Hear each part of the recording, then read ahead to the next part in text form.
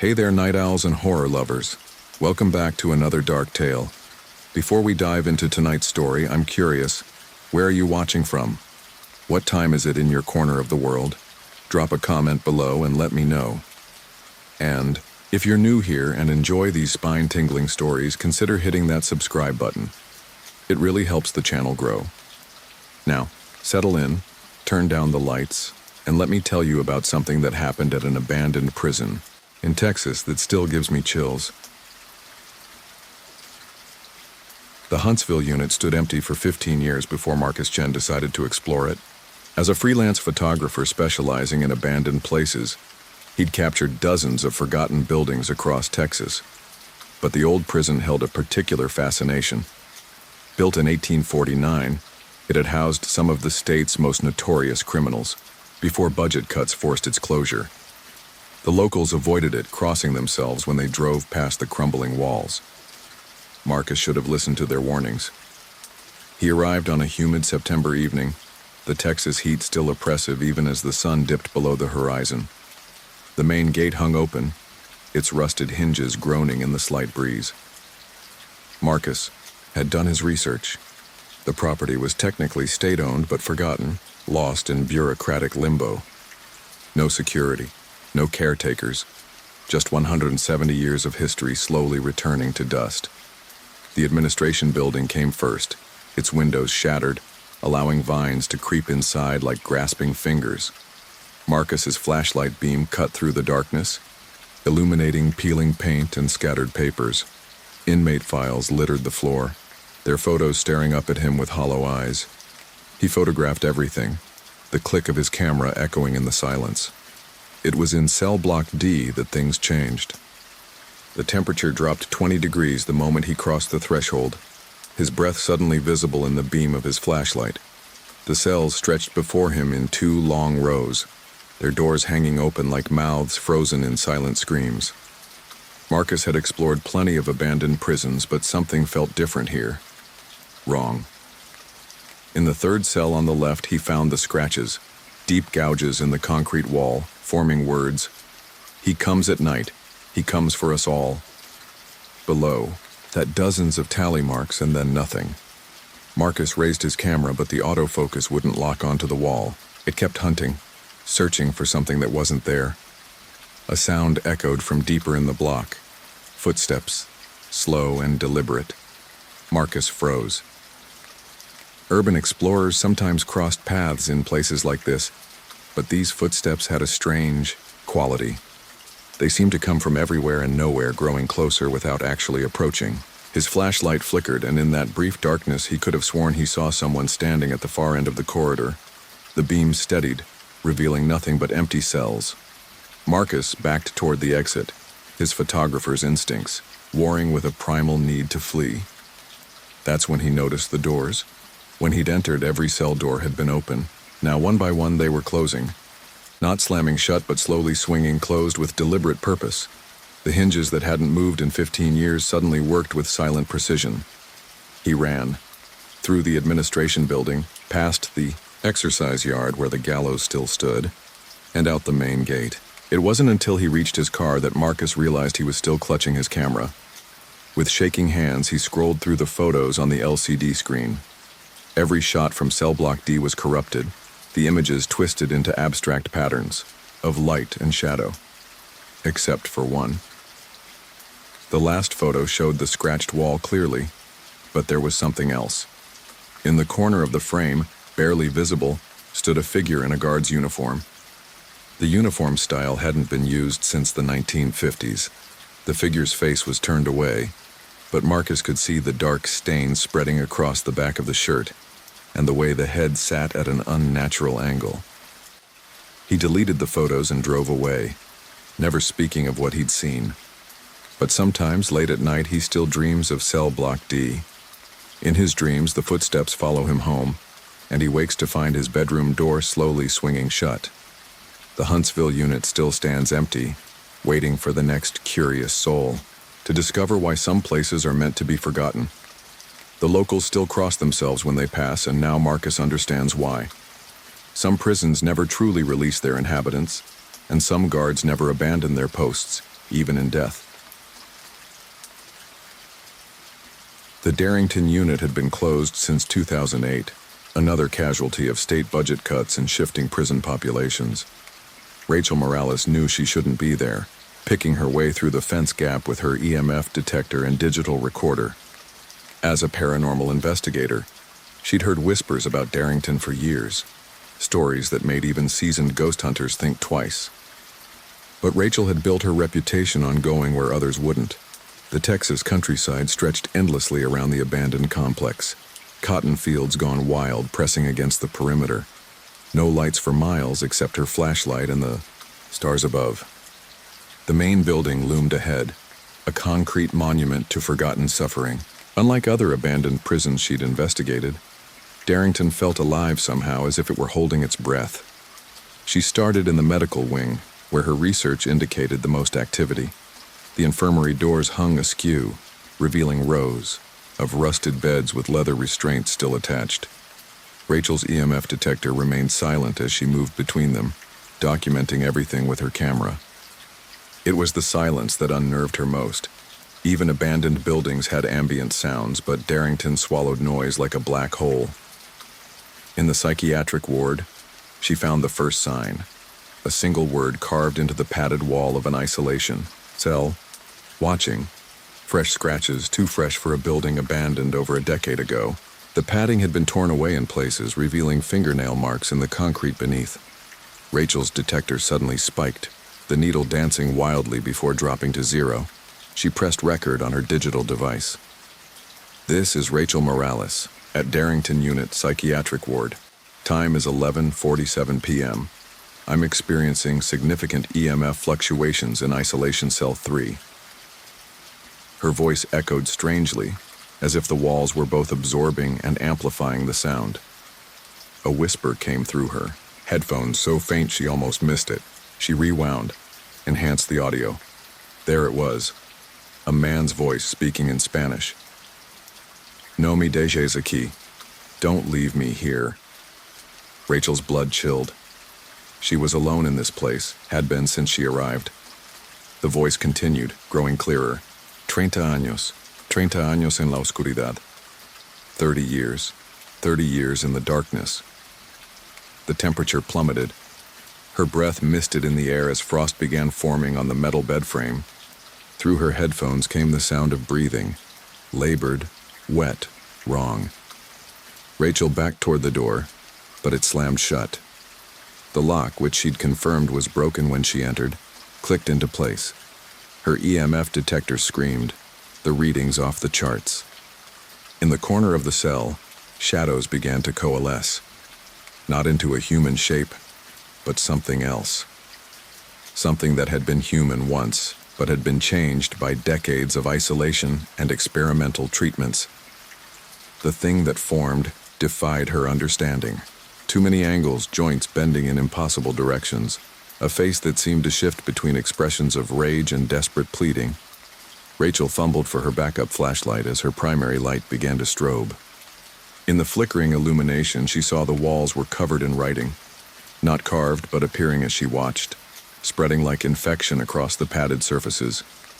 Names, dates, pleas for help in a dozen languages, and over that single word, watching. The thing in the corner moved closer, its form rippling like disturbed water. Rachel's equipment went haywire, the EMF detector smoking, her camera displaying error messages, her audio recorder playing back conversations she'd never recorded. Voices of inmates, guards, doctors, all overlapping in a cacophony of despair. She threw herself against the door, pounding until her fists bled. The lock clicked open as suddenly as it had engaged. Rachel stumbled into the corridor and ran, her equipment abandoned in the cell. Behind her, she heard pursuit. Not footsteps, but a wet, dragging sound that grew closer with each second. The exit seemed miles away. Doors slammed open and closed around her, creating a maze of obstacles. In the reflection of broken windows, she glimpsed her pursuer, a patchwork of human parts assembled wrong, held together by shadow and suffering. It wore the remnants of a straitjacket, the sleeves impossibly long and grasping. Rachel burst through, the main entrance, and didn't stop running until she reached her car. As she fumbled with her keys, she looked back at the medical wing. Every window was illuminated from within by a sickly green light, and in each one stood a figure, watching. The building itself seemed to pulse like a living thing. She drove away, and never returned. The equipment she left behind was never recovered. She wouldn't tell anyone else about the location. But sometimes, when she reviews old case files, she finds new photos on her computer, images of that isolation cell, taken from angles she never shot. In each one, the thing in the corner gets a little clearer, a little closer to the camera, and in the most recent one she can see the reflection in its eyes, her own apartment taken from outside her window. Darrington Unit remains abandoned, its medical wing sealed by the state after structural concerns. But locals report seeing lights in the windows on certain nights, and strange broadcasts occasionally interrupt radio signals near the prison. They speak of experimental treatments, of prisoners who volunteered for medical trials in exchange for reduced sentences, of things that went catastrophically wrong. Rachel knows the truth. Some experiments never end, and some subjects never stop watching. The Eastham unit had been rotting in the East Texas humidity since 1995. Tommy Garrett pulled his pickup truck off the dirt road, killing the engine about a quarter mile from the fence line. As a former corrections officer who'd worked the Texas system for 20 years, he knew these old prisons better than most. But Eastham was different. Eastham was the reason he'd quit. He'd never planned to come back. 25 years of staying away, of ignoring the dreams, of pretending that what happened in solitary confinement block never occurred. But the letters had started arriving last month. No return address, no postmark, just his name written in familiar handwriting. Inside each one, the same message. You promised you'd come back for me, Tommy.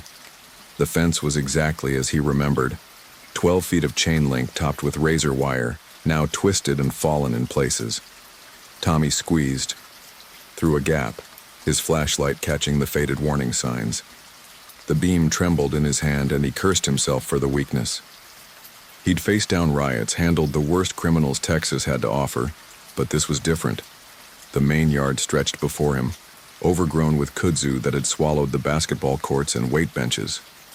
Tommy remembered this place full of men, the constant noise of 1,000 conversations, the tension that never quite left the air. Now there was only the sound of insects and his own footsteps on cracked concrete. He headed straight for solitary, trying not to think about why. He knew the way so well in the dark. The building squatted at the far end of the complex, smaller than the main blocks but somehow more oppressive.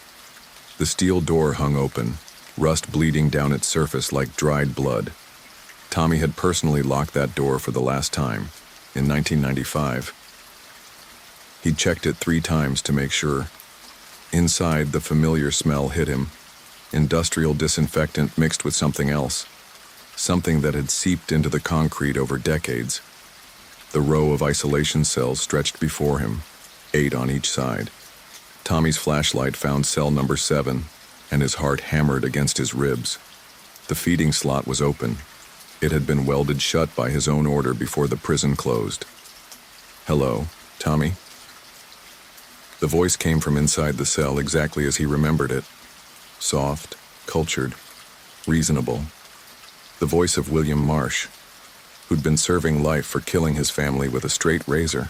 The same William Marsh who died in that cell in 1994, found hanging from a bedsheet noose. Tommy had cut him down himself, had felt for a pulse that wasn't there. You're not real, Tommy said, his voice cracking. I watched them take your body out. I was at your burial in the prison cemetery. Were you? A pale hand emerged from the feeding slot, fingers splayed. The skin was perfect, unmarked, not the mottled gray of a corpse. I remember it differently. I remember you making me a promise. You said if I behaved, if I was good, you'd transfer me to general population. But you lied, Tommy. You kept me here even after I died. Tommy backed away, but his legs felt like lead. The hand withdrew, and he heard movement inside the cell, the sound of bare feet on concrete pacing. You want to know what it's like, Tommy? Dying in a 6x8 box? Your spirit doesn't have anywhere to go. It just stays there pressing against the walls, getting angrier and angrier. Other sounds began echoing through the block, whispers from the other cells growing louder. Tommy recognized some of the voices, inmates who died in isolation over the years, men he'd forgotten until now. They all had grievances, all had promises that were broken, all had spent their last moments staring at these same walls. I kept the others calm for years, William continued, his tone conversational. Told them you'd come back eventually, that you were a man of your word. But 25 years is a long time to wait, Tommy. They're getting restless. The cell doors began to rattle, softly at first, then building to a thunderous cacophony.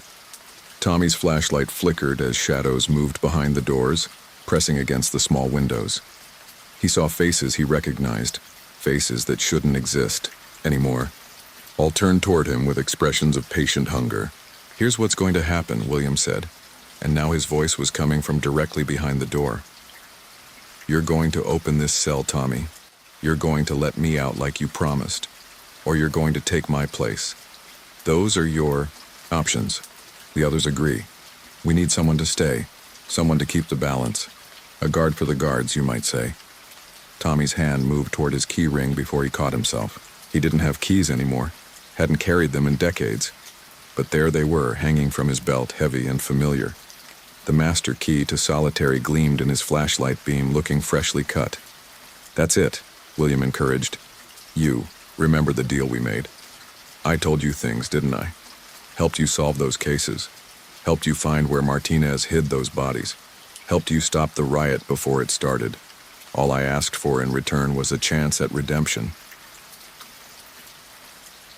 The memories flooded back, memories Tommy had buried. The late-night conversations through the feeding slot, the information William provided that made Tommy look like a hero to his supervisors, the promises made in exchange for that information. Promises Tommy never intended to keep because William Marsh was too dangerous for general population, too manipulative, too smart. You used me, Tommy whispered. We used each other, William corrected. But only one of us kept his end of the bargain. And now, after all this time, the debt comes due. Tommy's hand closed around the key. The metal was ice cold, burning his palm. He approached cell 7, each step feeling predetermined, like walking through a memory. The other voices fell silent, watching, waiting. He inserted the key into the lock, felt the tumblers align. That's my good officer, William said. Just like old times. Tommy turned the key.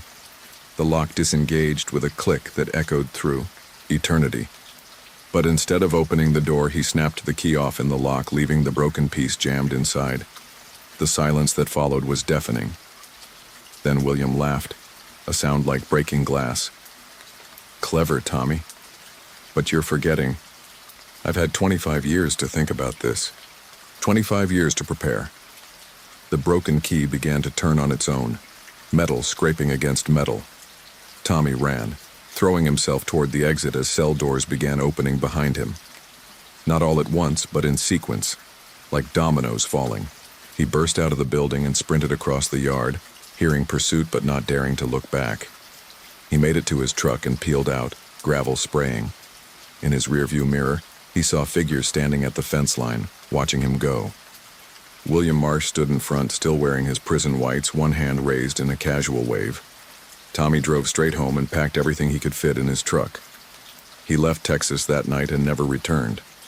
But sometimes, in whatever motel room or apartment he's hiding in, he finds letters under his door. No postmark, no return address. Inside, always the same message. You can't break a promise to the dead, Tommy. We have all the time in the world to collect. The Eastham unit still stands empty, officially closed due to structural damage. But corrections officers throughout Texas know the real reason. They know about the lights seen in solitary confinement, about the voices that carry on the wind. They know that some promises, once made, can never be broken. And they know to never, ever, make deals with the dead. I never should have taken that job. The listing on Craigslist seemed too good to be true. $500 for one night of security work at the abandoned Ramsey unit outside Rosharan. The prison had been closed since 2011, and the state just needed someone to do a walkthrough before the demolition crew arrived. Easy money, I thought. I was dead wrong. I arrived at sunset, the Texas sky bleeding orange and red over the empty fields.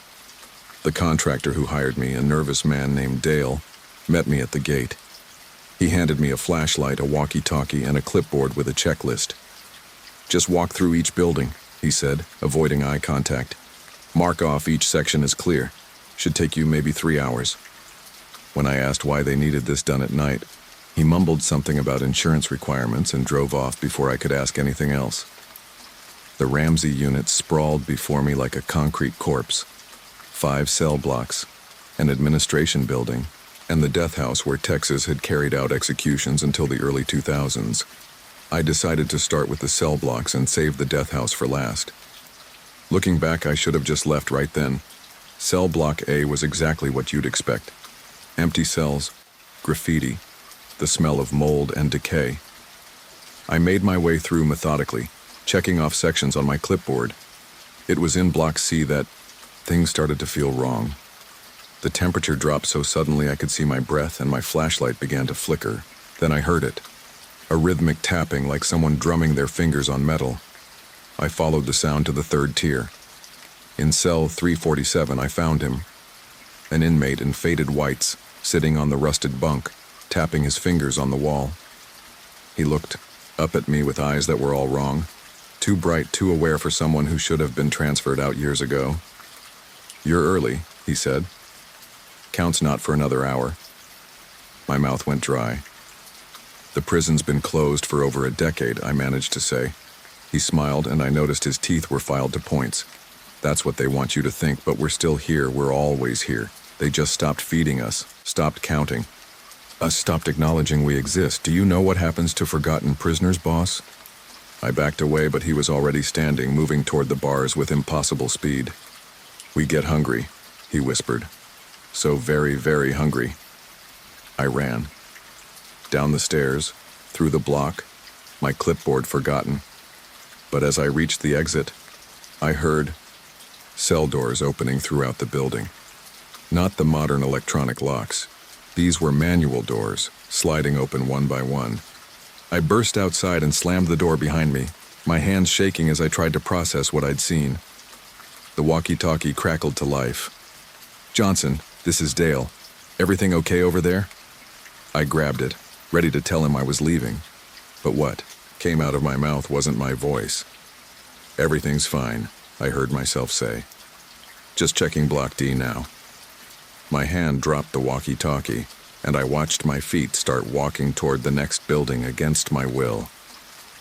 Block D was worse. The inmates here didn't pretend to be human anymore. They clung to the ceilings like spiders, their limbs bent at impossible angles. They whispered my name, my real name, not the fake one I'd given Dale. They knew things about me, about my family, about the car accident I'd caused in high school that killed my best friend. "Join us," they hissed. "You belong here with the guilty." I fought for control of my body, managing to stumble out of Block D. Only one building left on my checklist. The death house. My feet carried me there despite my mental screaming. The execution chamber door stood open, the gurney still in place with its leather straps waiting. The viewing room windows were dark, but I could feel eyes watching me. A figure materialized. Beside the gurney, a man in a chaplain's collar, his neck bent at an unnatural angle. "Welcome," he said. "We've been expecting you. Every guard who's ever worked here, every witness who's watched a man die, you all come back eventually. The dead have long memories." "I never worked here," I protested, finally regaining my voice. "Didn't you?" He gestured to the viewing room and the lights flickered on.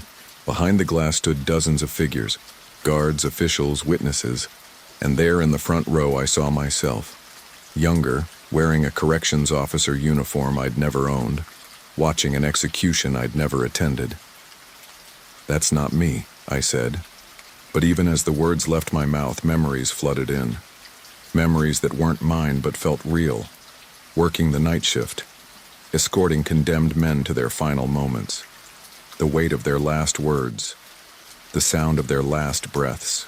Every person who dies here leaves a mark, the chaplain explained, and every person who participates carries that mark. You may not remember, but your soul does, and now it's time to pay your debt. The straps on the gurney began moving on their own, reaching for me like serpents. I dodged them and ran for the exit, but the door slammed shut. Behind me, I heard footsteps. Not just the chaplain, but others. The executed, still wearing their death shrouds. The guards who'd lost their minds and ended their shifts with their service weapons, all converging on the chamber. I did the only thing I could think of. I threw myself through the viewing room window. Glass shattered around me as I hit the floor, rolling through the shower of shards. Blood ran down my arms, but I was free. I sprinted through the prison grounds, past shadows that reached for me from every building, past voices that called me back. My car was where I'd left it, and I've never driven faster in my life. In my rearview mirror, I saw them standing at the gate, hundreds of figures in prison whites and guard uniforms watching me flee. The chaplain stood at their head, one hand raised in benediction or curse. I drove straight through the night, not stopping until I crossed the state line. But here's the thing about marks on your soul. They follow you. I see them sometimes, in mirrors, in windows, in the faces of strangers. The forgotten prisoners of Ramsey Unit, still serving sentences that will never end, still hungry, still waiting. I never collected that $500. I changed my name, moved across the country, tried to start over. But every night I dream of that gurney, those straps, that viewing room where another version of me stands, watching. And I know that one day I'll wake up back in that death house, finally ready to pay a debt I don't remember incurring. The Ramsey Unit was demolished 3 months after my visit, but demolishing buildings doesn't free the souls trapped inside. It just spreads them out, looking for new places to haunt, new debts to collect. So if you ever see a Craigslist ad for easy security work at an abandoned prison, do yourself a favor, keep scrolling. Some money isn't worth what it costs to earn it. I still have the scar on my left palm from that night at the Ferguson unit. It throbs sometimes, especially when it storms, reminding me of what I found in the ruins of Texas's most notorious women's prison. I was working as a crime scene photographer for the Houston Chronicle back in 2019, doing a piece on abandoned correctional facilities. Ferguson had been closed since 2007, but the stories about it went back decades. I'd gotten permission from the state to document the facility before its scheduled renovation. They gave me a key to the main gate and told me to be careful of the structural damage. What they didn't tell me was why every contractor they'd hired to assess the building had quit within days. I found out for myself. The women's prison felt different from the moment I entered. Where men's facilities carried an air of violence and rage, Ferguson held something else. A deep, grinding despair that seemed to seep from the walls. I started in the general population wing, my camera clicking steadily as I documented the decay. Motivational posters still clung to bulletin boards, their cheerful messages made grotesque by water damage and time. It was in the education building that I found the first one, a classroom frozen in time, desks still arranged in neat rows. On the blackboard, someone had written the same sentence over and over in chalk. I want to go home. Fresh chalk. The words covered every inch of the board, growing smaller and more frantic toward the edges. When I raised my camera, the autofocus hunted wildly before settling on something I couldn't see with my naked eye. Through the viewfinder, a woman sat at one of the desks. Young, maybe 25, wearing the faded blue uniform of an inmate. She was writing in a notebook, her hand moving in the same repetitive motion. I lowered the camera and saw only an empty desk. Raised it again, and there she was. As I watched through the lens, she turned to look at me, and her mouth formed a single word. Help. I should have left then. Instead, I followed her as she stood and walked through the classroom wall. My camera became a window into the prison's past, showing me things that existed in the spaces between what was and what is.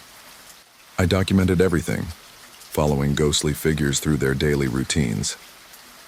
In the cafeteria, I watched through my viewfinder as dozens of women sat at tables, pushing food around their trays. Some were crying silently, others stared at nothing, with thousand-yard stares. One woman stood and began screaming, clawing at her own face, and the others didn't even look up. They'd seen it all before.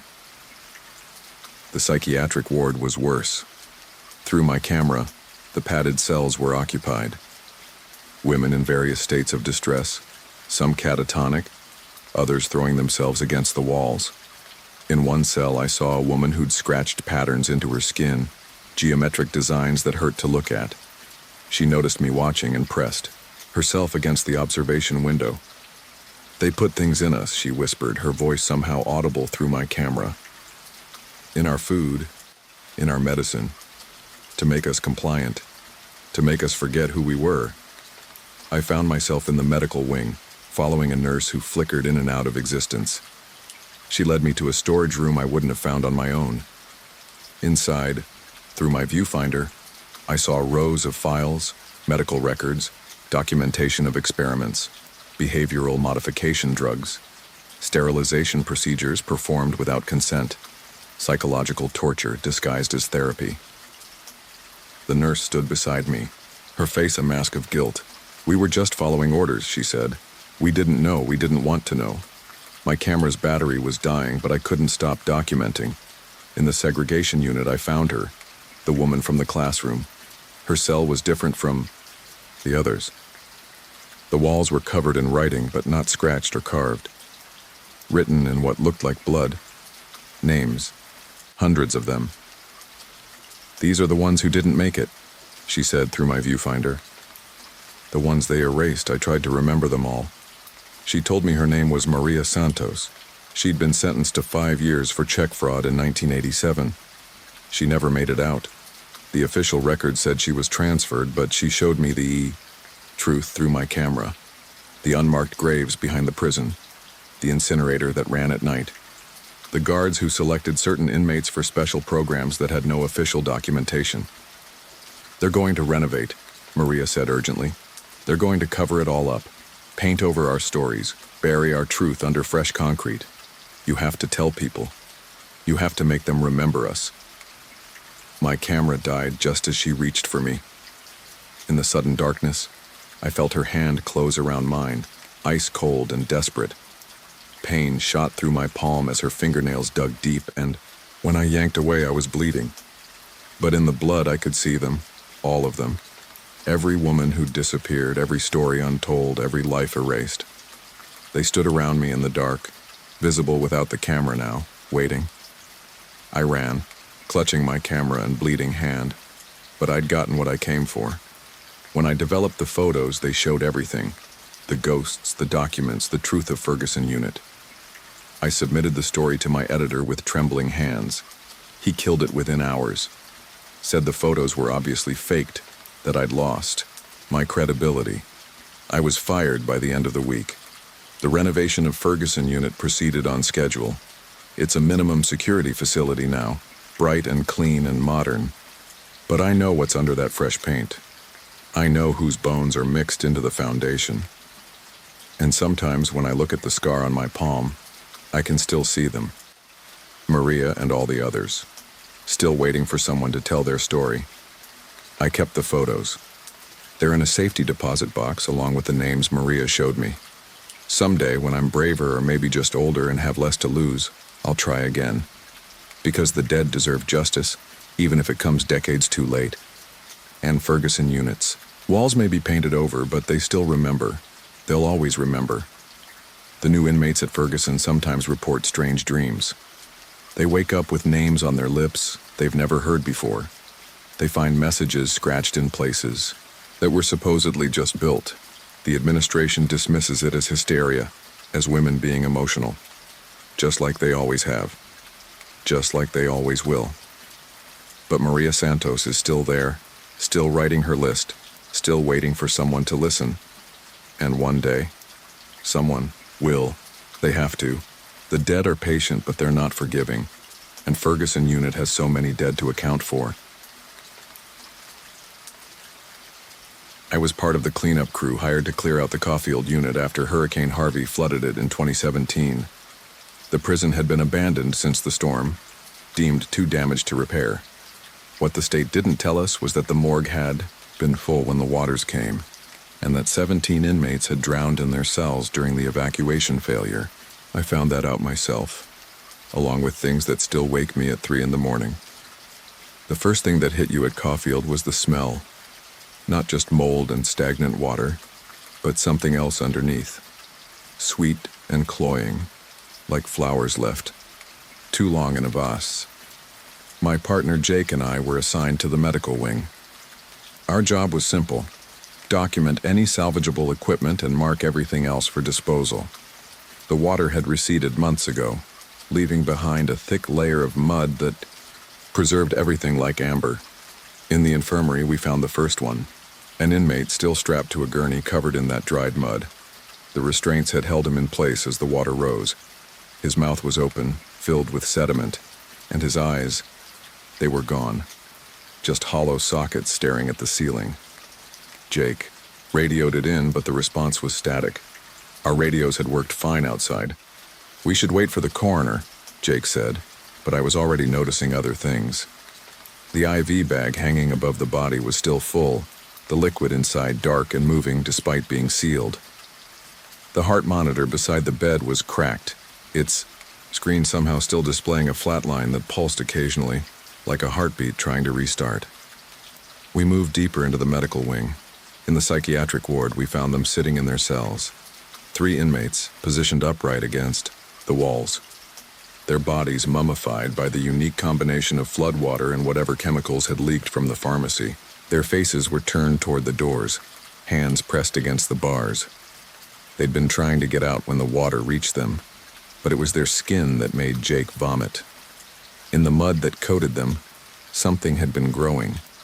Thin, white, filaments like fungal threads connected the bodies running between cells, creating a web of organic matter that pulsed faintly in our flashlight beams. When I looked closer, I could see the filaments were actually growing from inside them, pushing through their skin like root systems. The morgue was in the basement. The stairs down were slick with something that wasn't quite mud. Our boots squelched with each step, and I tried not to think about what we were walking through. The door to the morgue had been ripped off its hinges from the inside, the metal twisted outward in a way that water pressure couldn't explain. Inside, the refrigeration unit stood open and empty, all 12 drawers pulled out and abandoned. The bodies that should have been there were gone, but they'd left traces. Handprints in the mud on the walls leading up and out. Scratches on the ceiling tiles where someone, or something, had crawled through the ventilation system. And in the center of the room, a pile of prison uniforms, neatly folded, covered in that same white fungal growth. Jake wanted to leave, but I noticed something else. The medical files scattered across the floor weren't random. They'd been arranged, sorted. I picked one up, wiping away the mud. Death certificates all dated from the weeks before the hurricane. But the causes of death had been altered. Someone had written over them in what looked like dried blood. Still here, still hungry, still growing. A sound from the ventilation, great above, made us both freeze. Wet, sliding movement like something large dragging itself through the ducts. Jake grabbed my arm, but I was staring at the wall where fresh mud was seeping through cracks that hadn't been there moments before. The mud formed words. They put us in the ground too soon. We ran. Through the psychiatric ward where the connected bodies had started twitching, their fungal network brightening like neural pathways firing, past the infirmary where the corpse on the gurney had turned its head to watch us go. Up the stairs where the walls were now covered in handprints that hadn't been there on our way down. In the main corridor, we found them.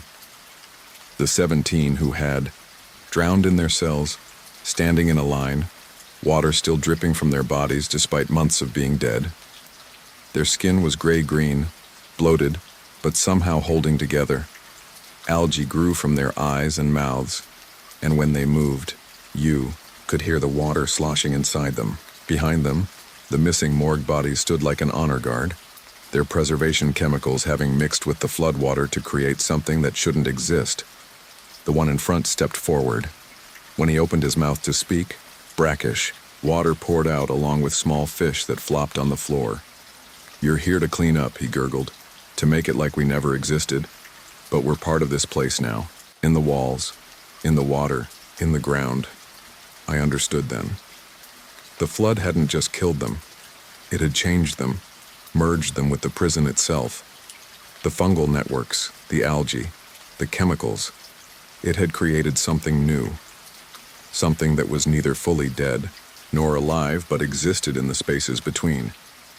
Jake broke first, running for the exit. I followed, but the dead didn't chase us. They didn't need to. As we reached the main gate, I looked back and saw them standing in the windows of every building. Watching, waiting, growing. We made it out and never went back. The state hired another crew, but they quit after one day. Then another. Eventually, they just fenced off the whole complex and let nature reclaim it. But I know what's really happening there. On humid nights, when the air is thick with moisture, I can feel them spreading. The fungal networks extending underground, reaching for other places, other hosts. Last month, I read about a strange algae bloom in the water system of a town 10 miles from Caulfield. People reporting dreams of drowning, of being trapped in small spaces as water rises. Children drawing pictures of figures made of mud and vegetation.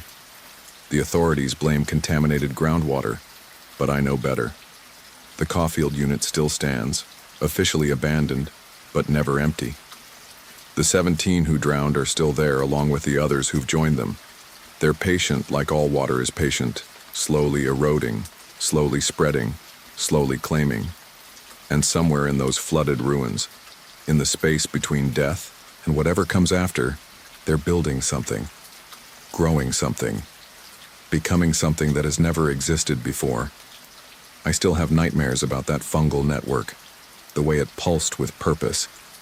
In my dreams, I see it spreading beneath.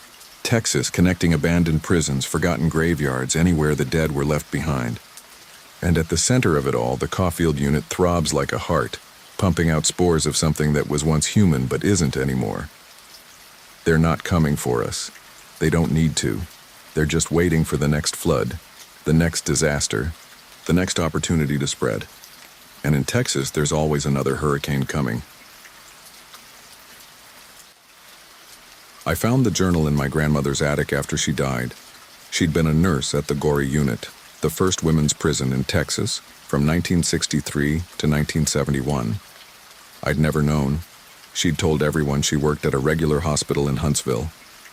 The journal explained why she lied and why she spent her last 40 years praying for forgiveness. I should have burned it after reading the first entry. Instead, I had to see for myself what remained of the Goree unit's solitary confinement wing. The prison had been partially demolished in the 1990s, but the isolation building still stood at the edge of the property, forgotten behind chains and warning signs. I cut through the fence on a moonless October night, my grandmother's journal tucked in my jacket. Her handwriting guided me. Building. C, the one they called the dollhouse, where Dr. Kellerman did his work. The moment I entered, I understood the nickname. Dolls lined the corridor, handmade from scraps of fabric, hair, soap, anything the women could find. Hundreds of them, propped against walls hanging from the ceiling, their button eyes reflecting my flashlight. My grandmother's journal mentioned them. The women make dolls of themselves before they go to Dr. Kellerman. They say it's to leave something behind that remembers who they were. The smell hit me as I went deeper. Formaldehyde mixed with something floral, like funeral flowers. According to the journal, Dr. Kellerman had been brought in to study criminal female hysteria. His methods were experimental, off the books, funded by people my grandmother only referred to as the interested parties. The women who went into his care came back different, when they came back at all. I found his laboratory in the basement. The door was steel, marked with biohazard symbols that had mostly peeled away. Inside, medical equipment sat rusting in neat rows, An examination chair dominated the center, its leather straps rotted but still attached. Dark stains covered the floor in patterns that suggested struggle, spillage, systematic horror. But it was the jars that made me understand. Dozens of them on shelves filled with cloudy fluid. Things floated inside, organs, tissue samples, other things I couldn't identify. Each jar had a label with a woman's name and a date. Some had additional notes. Removed during Phase 3 or subject showed remarkable preservation or simply failed dispose. My flashlight caught movement in one of the jars. The contents shifted, pressing against the glass. I looked closer and wished I hadn't. It wasn't just tissue. It was trying to form something, to remember what it had been. An eye opened in the mass, human and aware, focusing on me with desperate recognition. A whisper echoed through the room, though I was alone. He took pieces of us, said he was removing the criminal parts of our brains, our bodies. But he took more. He took the parts that made us human. I spun around. A woman stood in the doorway, but she was wrong. Her body seemed assembled from mismatched parts. One arm longer than the other, her face asymmetrical as if two different women had been sewn together at the center. She wore a patient's gown, stained with substances I didn't want to identify. "I'm Ellen Marsh," she said, her voice coming from somewhere other than her mouth. "I was sentenced to 2 years for prostitution. Dr. Kellerman kept me for 8. By the end, there wasn't enough left of the original me to matter." She moved into the room with a lurching gait, and I saw others behind her. Women who had been taken apart and reassembled according to Dr. Kellerman's theories about criminal anatomy. Some were missing pieces, a woman with a hollow where her heart should be, another whose skull was partially transparent, revealing the spaces where brain matter had been removed. "Your grandmother tried to help," Ellen continued. "She smuggled out our letters, tried to contact our families. But who believes convicted women? Who cares what happens to us behind these walls?" I opened my grandmother's journal to the final entries. Her handwriting was shaky. "I've hidden evidence in the walls of Building C. Photographs, documents, proof of what they did. If anyone finds this, please, make it known. The women deserve justice, even if it comes too late." Ellen gestured to the walls. She hid them well, but Dr. Kellerman found out. He had one last experiment to conduct. She pointed to a jar on the highest shelf, newer than the others. The label read, "M. Patterson, 1971, nurse. Knew too much." My hands shook as I reached for the jar. Inside, suspended in fluid, was tissue I recognized from the photographs in my grandmother's house. The birthmark on what had been her shoulder. The scar from her appendectomy. Pieces of her she'd told everyone had been removed for medical reasons over the years. "He let her go," Ellen whispered. "But he kept parts of her. Said it was insurance, to make sure she never talked. She lived 40 years knowing pieces of her were here, growing in jars, becoming something else. The contents of my grandmother's jar were moving now, reaching toward me with formations that might have been fingers. Around the room, other jars responded, their contents agitating. The assembled women watched with eyes that weren't quite their own as I understood what my grandmother's final prayer had been for. Not forgiveness for what she'd witnessed, but for what she'd been forced to leave behind. "We can't leave," Ellen said. "We're incomplete. But you could help us. Dr. Kellerman hid our missing pieces somewhere in this building. His notes might say where. Help us become whole again." I wanted to run, but my grandmother's jar pulsed with familiar warmth. These women had been someone's daughters, sisters, mothers. They'd been sentenced to prison, not to becoming experiments in medical horror. I owed them, and my grandmother, the truth. I spent hours searching through Kellerman's files, the reassembled women guiding me. I found his notes, detailed records of his extractions, and where he'd stored what he'd taken. Some pieces were in the walls, preserved behind brick and mortar. Others were buried in the yard outside, marked only by subtle changes in the earth as dawn approached. I'd found what I could. The women took their pieces with reverence, pressing them against their bodies where they seemed to merge, becoming more complete, if not whole. Ellen was the last, holding a jar containing what might have been her original heart. Your grandmother saved what she could of us, she said. Our letters, our stories, our names. Now you've given us back pieces of ourselves. It's not enough to let us rest, but it's enough to let us remember who we were. I left as the sun rose, carrying my grandmother's jar and Dr. Kellerman's files. The women couldn't follow me into the light, but they stood at the windows, waving with hands that were finally their own. I buried my grandmother's remains in her garden where she'd always felt safe. The files I sent to journalists, historians, anyone who would listen. The gory unit's isolation building was quietly demolished a month later. No explanation, no investigation, just erasure. But I know the women are still there, in the space, between the physical and whatever comes after. They're more complete now, more themselves, even if they can never be whole. Sometimes I dream of them, standing in their cells, carefully stitching themselves back together with threads made of memory and rage. And in those dreams, my grandmother is with them, finally complete, finally able to tell her story without leaving pieces of herself behind. The dollhouse is gone, but its dolls remain, waiting in the spaces between what was taken and what was left behind, testament to horrors that were never supposed to be remembered.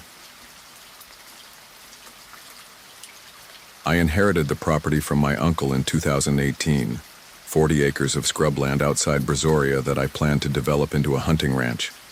The deed mentioned an old prison work farm from the 1940s, but I figured any buildings would be long gone. I was wrong. The Clemens unit's punishment block was still there, hidden by decades of mesquite growth, and inside, I found evidence of why the Texas Department of Corrections had tried to erase it from history. The building was concrete, squat, and brutal, with narrow slits for windows. My contractor, Miguel, refused to go near it after his crew found the first chamber. "That's a bad place, boss," he said. "My grandfather worked these farms. He said Clemens was where they sent the ones they wanted to disappear." I should have listened. Instead, I went in alone with a flashlight and crowbar, determined to assess what needed to be demolished. The heavy door opened into a corridor lined with iron doors, each with a small viewing slot. The first few cells were empty except for rusted chains bolted to the walls. It was the fourth cell that changed everything. The floor was covered in scratch marks, not random but deliberate patterns that spiraled from the center of the room, words in a dozen languages.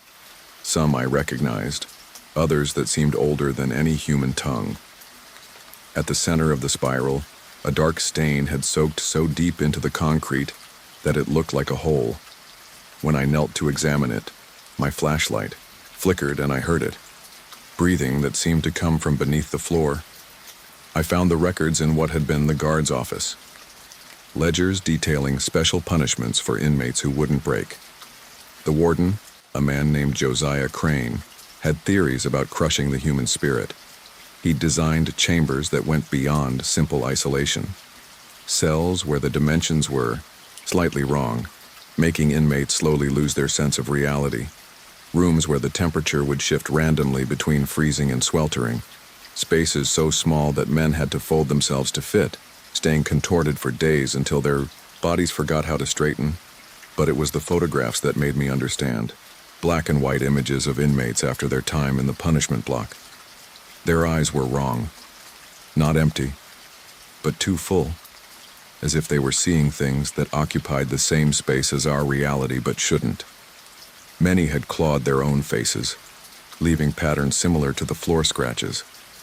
The final photos in the series showed bodies, twisted into impossible shapes, as if they'd tried to fold themselves into dimensions that didn't exist. A sound from deeper in the building made me look up from the ledgers. Footsteps, but wrong. Too many feet for one person, or maybe one person walking in ways human joints shouldn't allow. I grabbed my flashlight and followed the sound, drawn by a mixture of fear and terrible curiosity. The corridor ended at a larger door marked Special Housing Unit Number 9. The metal was cold, far colder than the ambient temperature justified. Through the viewing slot, I saw movement in the darkness, not side to side, but in directions that made my eyes water to follow. Something was unfolding in there, becoming more complex with each passing second. I opened the door. The cell was impossibly deep, extending far beyond what the building's exterior dimensions should allow. The walls were covered in mathematical equations, geometric patterns that seemed to move when I wasn't looking directly at them. And at the far end, where the darkness became absolute, something waited. It had been human once. The prison uniform gave that away. But Josiah Crane's experiments had changed it, forced it to adapt to spaces that violated physics. It moved by folding through itself, existing in multiple positions simultaneously. When it spoke, the words came from several points in space. At once, Crane said he could break anyone, said the human mind would snap before accepting impossibility. He was wrong. We didn't break. We adapted. We learned to exist in the spaces between spaces, in the dimensions he forced us to perceive. More shapes emerged from the darkness. Inmates who had been subjected to Special Housing Unit Number 9, who had survived by becoming something geometry shouldn't allow. They moved like living optical illusions, present and absent, near and far, whole and fragmented. 70 years we've been folding through the dark, the first one continued. 70 years of existing in corners that don't exist, of walking through walls by understanding they're not really there. Crane opened doors in our minds that can't be closed. I tried to back away, but the corridor behind me had changed. It now bent at angles that made navigation impossible. The punishment block was reshaping itself, responding to the presence of its transformed inhabitants. Doors opened onto rooms that occupied the same space, stairs led up and down simultaneously, and the ceiling was somehow also the floor. "You can't leave," they said, their voices overlapping into harmony.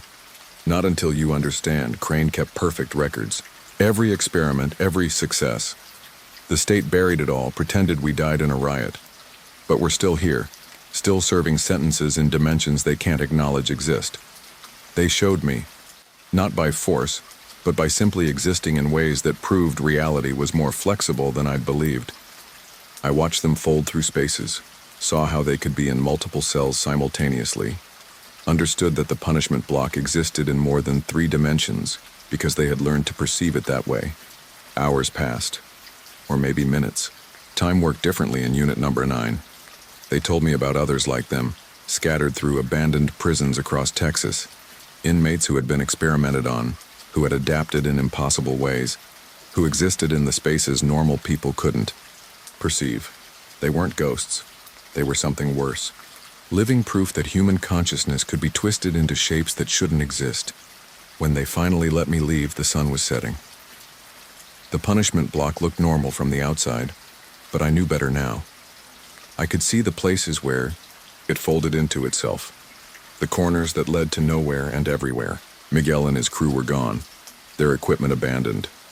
A note on my truck said simply, "We quit." I didn't demolish the building.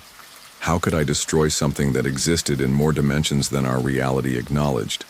Instead, I had it, sealed, welded shut, and posted warnings.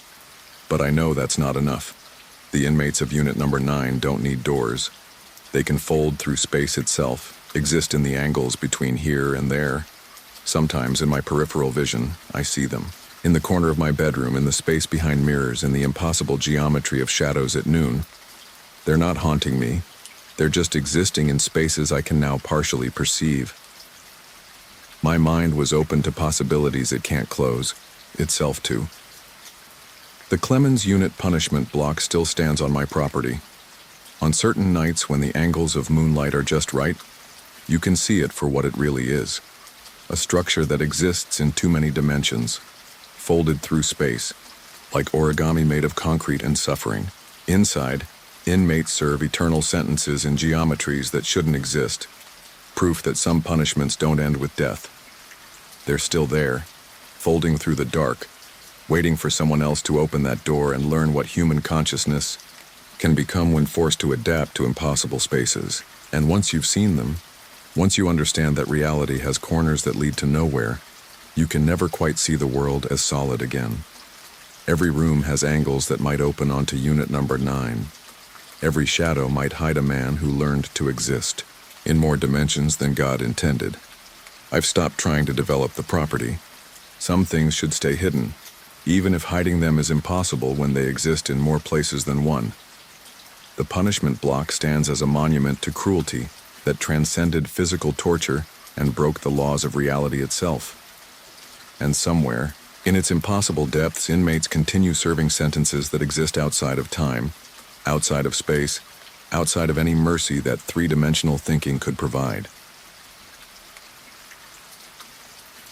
I was documenting Texas prison cemeteries for my dissertation when I found the unmarked section behind the Wynn unit. 3 acres of disturbed earth with no headstones, no records, no acknowledgement. The ground there was different, softer, as if it had been turned recently despite the prison closing that section in 1982. I should have left it alone, should have stuck to the official cemetery with its neat rows of white crosses. But something about that forgotten field pulled at me. My ground-penetrating radar went haywire the moment I turned it on. Instead of showing the usual soil layers, the screen displayed patterns that made no sense. Voids that shifted position between scans, solid masses that appeared and disappeared, and at 30 feet down, what looked like an entire structure that shouldn't exist. I marked the spot and returned that night with a shovel and lantern, driven by academic curiosity that would cost me everything. I didn't have to dig far. 3 feet down, my shovel hit wood, not a coffin, but planking, like a floor. I cleared more dirt and found myself looking at the roof of a buried building. Through gaps in the boards, my lantern light revealed a ladder descending into darkness. The wood was old but perfectly preserved, treated with something that left an oily residue on my hands.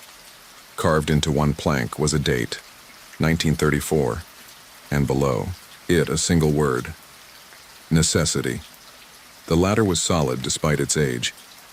I descended into what appeared to be an underground cell block, built in secret beneath the prison cemetery. 6 cells lined a narrow corridor, their bars still intact. But these weren't normal cells. The walls were covered in symbols, not scratched by prisoners but carefully painted, forming patterns that seemed to move in the lantern light.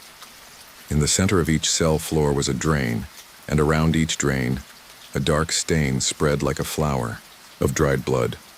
I found the logbook in a metal box at the end of the corridor.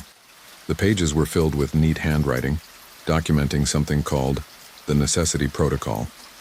It started in 1934, when Wynn's warden, Elias Blackwood, had faced a problem.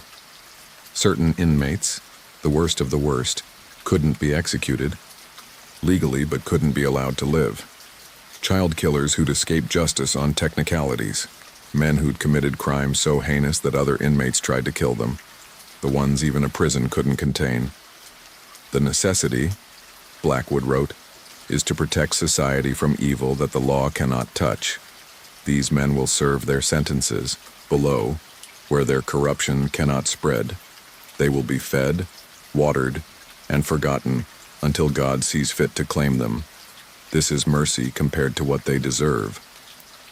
But the later entries told a different story. The men buried in those underground cells didn't die. Years passed, decades, and they remained.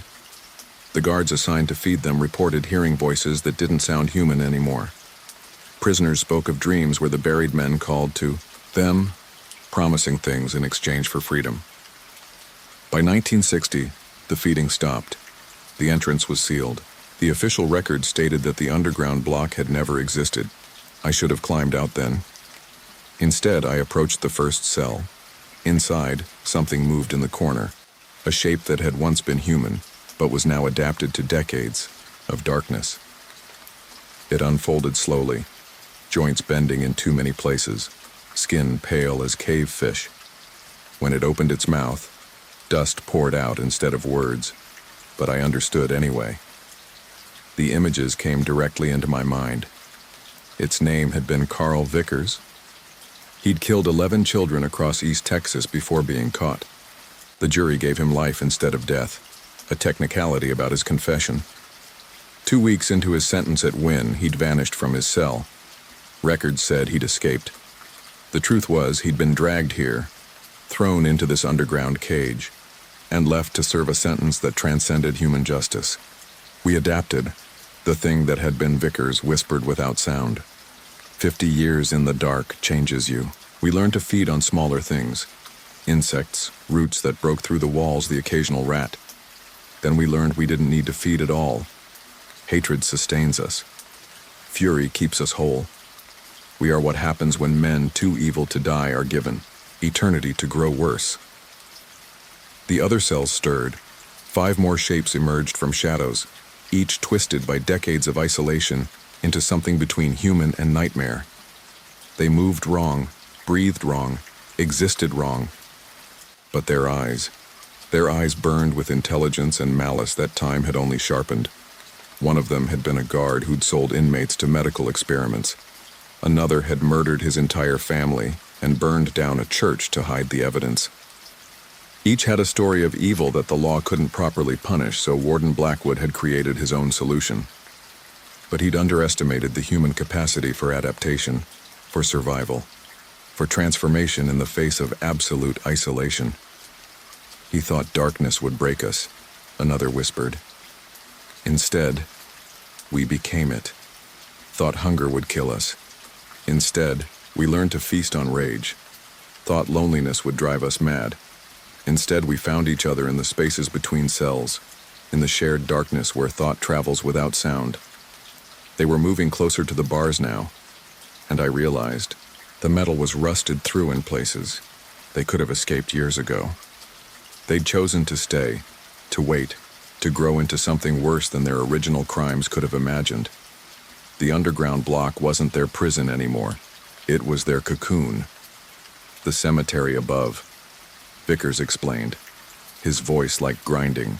Stone is full of the innocent dead, inmates who died of sickness, of violence, of despair. Their bones call to us. Their restless spirits provide sustenance. We've been feeding on the dead for 40 years, growing stronger, growing stranger, preparing. Preparing for what? I asked, though I didn't want to know. For someone to find us, they said in unison. For someone to open the door we've kept closed. For someone to carry our message back to the world above. You see, we've had time to think about our crimes, to understand them, to perfect them, and we've had time to plan what comes next. I ran, for the ladder, but the wood crumbled under my touch, an illusion of solidity that vanished the moment I tried to escape. Above, the hole I dug was gone, filled in as if it had never existed. The lantern flickered, and in the dying light I saw the truth. The underground block was bigger than 6 cells. It extended in all directions, a maze of buried chambers, filled with the worst human evil, transformed by decades of darkness into something far worse. You'll stay with us now, Vickers said, almost kindly. In a few decades, you'll understand. You'll adapt like we did. You'll learn to love the darkness, to feed on the dead above, to plan your own perfected crimes. Welcome to the True Win Unit. Welcome to the necessity. I've been down here I've lost count. Time moves differently in the dark. My phone died ages ago, its last signal showing a date that couldn't be right, 5 years after I descended. My body has started to change, joints loosening, eyes adapting to the absolute blackness. I can hear the others whispering, teaching me their patience, their hatred, their plans. Sometimes I feel the cemetery above, feel the dead in their boxes, feel their essence seeping down through the soil. The others were right. You can learn to feed on death itself, to sustain yourself on the spiritual decay of the forgotten dead. I'm changing, becoming like them. And the worst part is that I'm beginning to understand why Blackwood's solution failed. You can't bury evil. You can only give it time to ferment, to distill, to become its purest form. If you find this account, if somehow these words reach the surface, don't look for the unmarked section behind Win Unit. Don't dig in the soft earth. The necessity protocol failed not because it was cruel, but because it wasn't cruel enough. Some men are too evil to die, and when you give them eternity, they use it to become something worse than death. We're still here, in the underground, dark, perfecting our hatred and planning our return. The buried chambers of Win Unit hold more than bodies. They hold the concentrated evil of men who've had decades to distill their malice into something pure. And one day, When someone else finds that soft earth and digs down to satisfy their curiosity, we'll be ready. The necessity continues. We are its children now, born from darkness and sustained by death, waiting in the spaces beneath the cemetery where even God's light has never reached, waiting to teach the world what human evil can become when given time to ripen in the dark. I was the overnight janitor at the Walls unit in Huntsville from 2015 to 2016. It's the oldest prison in Texas, built in 1849, and I cleaned the death house where they carried out executions. The pay was good, the work was quiet, and I needed both after coming back from Afghanistan. What I didn't need was to discover what happens in the execution chamber when the witnesses go home and the lights go out. My shift started at midnight. I'd clean the administrative offices first, then work my way to the death house around 3 a.m., the quiet hour, when even the main prison units were still. The execution chamber itself was small, clinical. White walls, a gurney with leather straps, a window where witnesses watched justice being served. I'd cleaned it dozens of times without incident. Then came the night after Tommy Ray Hutchins was executed. Hutchins had killed a family of 5 during a home invasion in 1998. No remorse, no appeals, just a man who wanted to watch people die. His last words were strange. "I'll wait here. This room and I have unfinished business." The witnesses said he smiled as the drugs entered his veins. I mopped his death from the floor 8 hours later, noticing how the disinfectant seemed to evaporate faster than usual, how the air felt thicker. 3 nights later, I found the first message, written in condensation on the window between the chamber and the witness room. "Still here, still waiting." I wiped it away, told myself it was just moisture patterns. But the next night, there were fingerprints on the inside of the glass, from the chamber side, fresh prints in a room that had been locked and empty for hours. I started documenting everything with my phone. The way shadows moved independently of my flashlight. The sound of breathing that came from the gurney when no one was strapped to it. The leather restraints that would be fastened when I arrived. Even though I'd left them open the night before, something was happening in that room, something that had nothing to do with justice or closure. The research I did on my breaks revealed a pattern. Every execution left something behind, not just in the chamber, but in the walls themselves. 150 years of death had soaked into the limestone, creating something like a battery that stored final moments, last breaths, the transition between life and whatever comes after. But some inmates left more than others. The ones who didn't repent, who died cursing their victims, their judges, their God, they lingered. I met Carlos, the day shift janitor who'd worked there for 20 years. Over coffee, he told me things that weren't in any manual. "The chamber remembers," he said. "Every death, every defiant last word, every moment when the drugs don't work quite right and they have to push a second dose. It all stays in that room. And some nights it replays." He was right. I started seeing them, not full apparitions, but impressions. A man struggling against the straps as I mopped. A woman mouthing words through the glass as I cleaned it. And always underneath it all, Tommy Ray Hutchins waiting on the gurney, his presence growing stronger each night. He wasn't alone. Behind him, like a queue forming, were others who died unrepentant, angry, eager to return the pain they'd caused. The worst night came during a thunderstorm. Power flickered throughout the prison, and emergency lighting cast everything in red. I entered the chamber to find every execution from the past decade happening simultaneously, overlapping bodies on the gurney, multiple final statements echoing at once, the smell of different deaths mixing into something that made me gag. And through it all, Hutchins watched me with eyes that reflected not peace, but patience. "You feel it, don't you?" His voice came from everywhere and nowhere. The weight of all this death. The state calls it justice, but it's just killing with paperwork. And every time they do it, they feed this room. They make us stronger. I tried to leave, but the door wouldn't budge. On the gurney, the overlapping executions continued. Men and women dying again and again. their final moments stuck on repeat. But now I could see what happened after the drugs took effect. The part witnesses never saw. The way some of them didn't leave. The way they sank into the walls, into the floor, becoming part of the chamber itself. 573, Hutchins said. That's how many have died in Texas since they brought back the death penalty. Most go on to whatever's next. But some of us, the ones who died holding on to our hate, we stay. We wait. We grow stronger with each new execution, each fresh death adding to our numbers. The walls began to bleed, not blood, but something darker. The concentrated essence of violent death, seeping through cracks in the paint. On the witness room window, messages appeared in dozens of hands. Names of victims, dates of crimes, promises of revenge, confessions of guilt that came too late.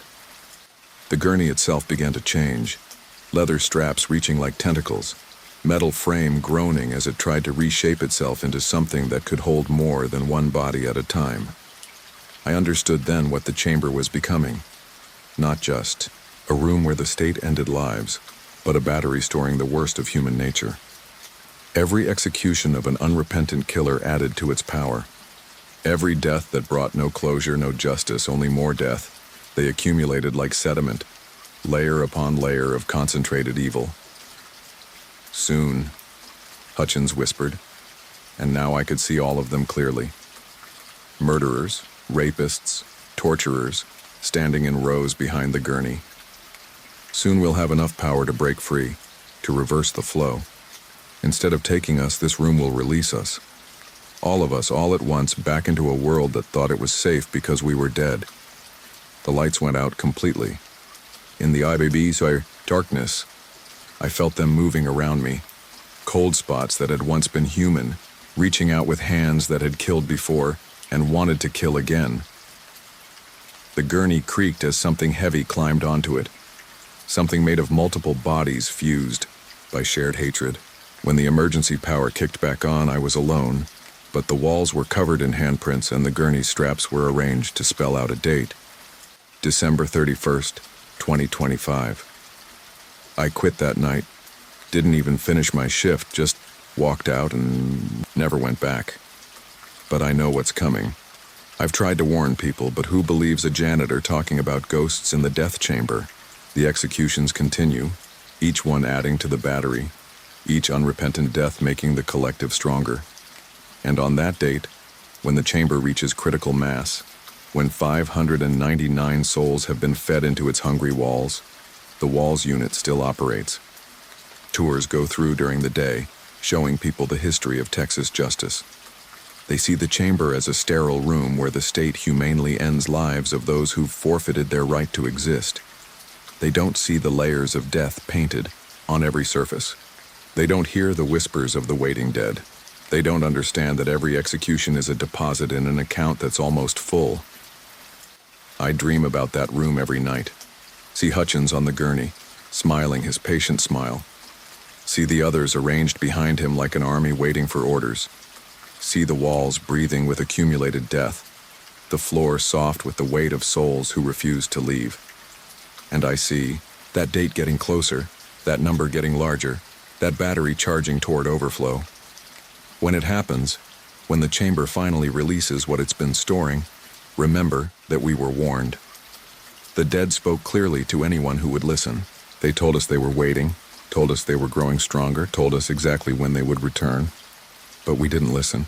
We just kept feeding them, execution by execution, thinking death was an ending when sometimes it's just a pause.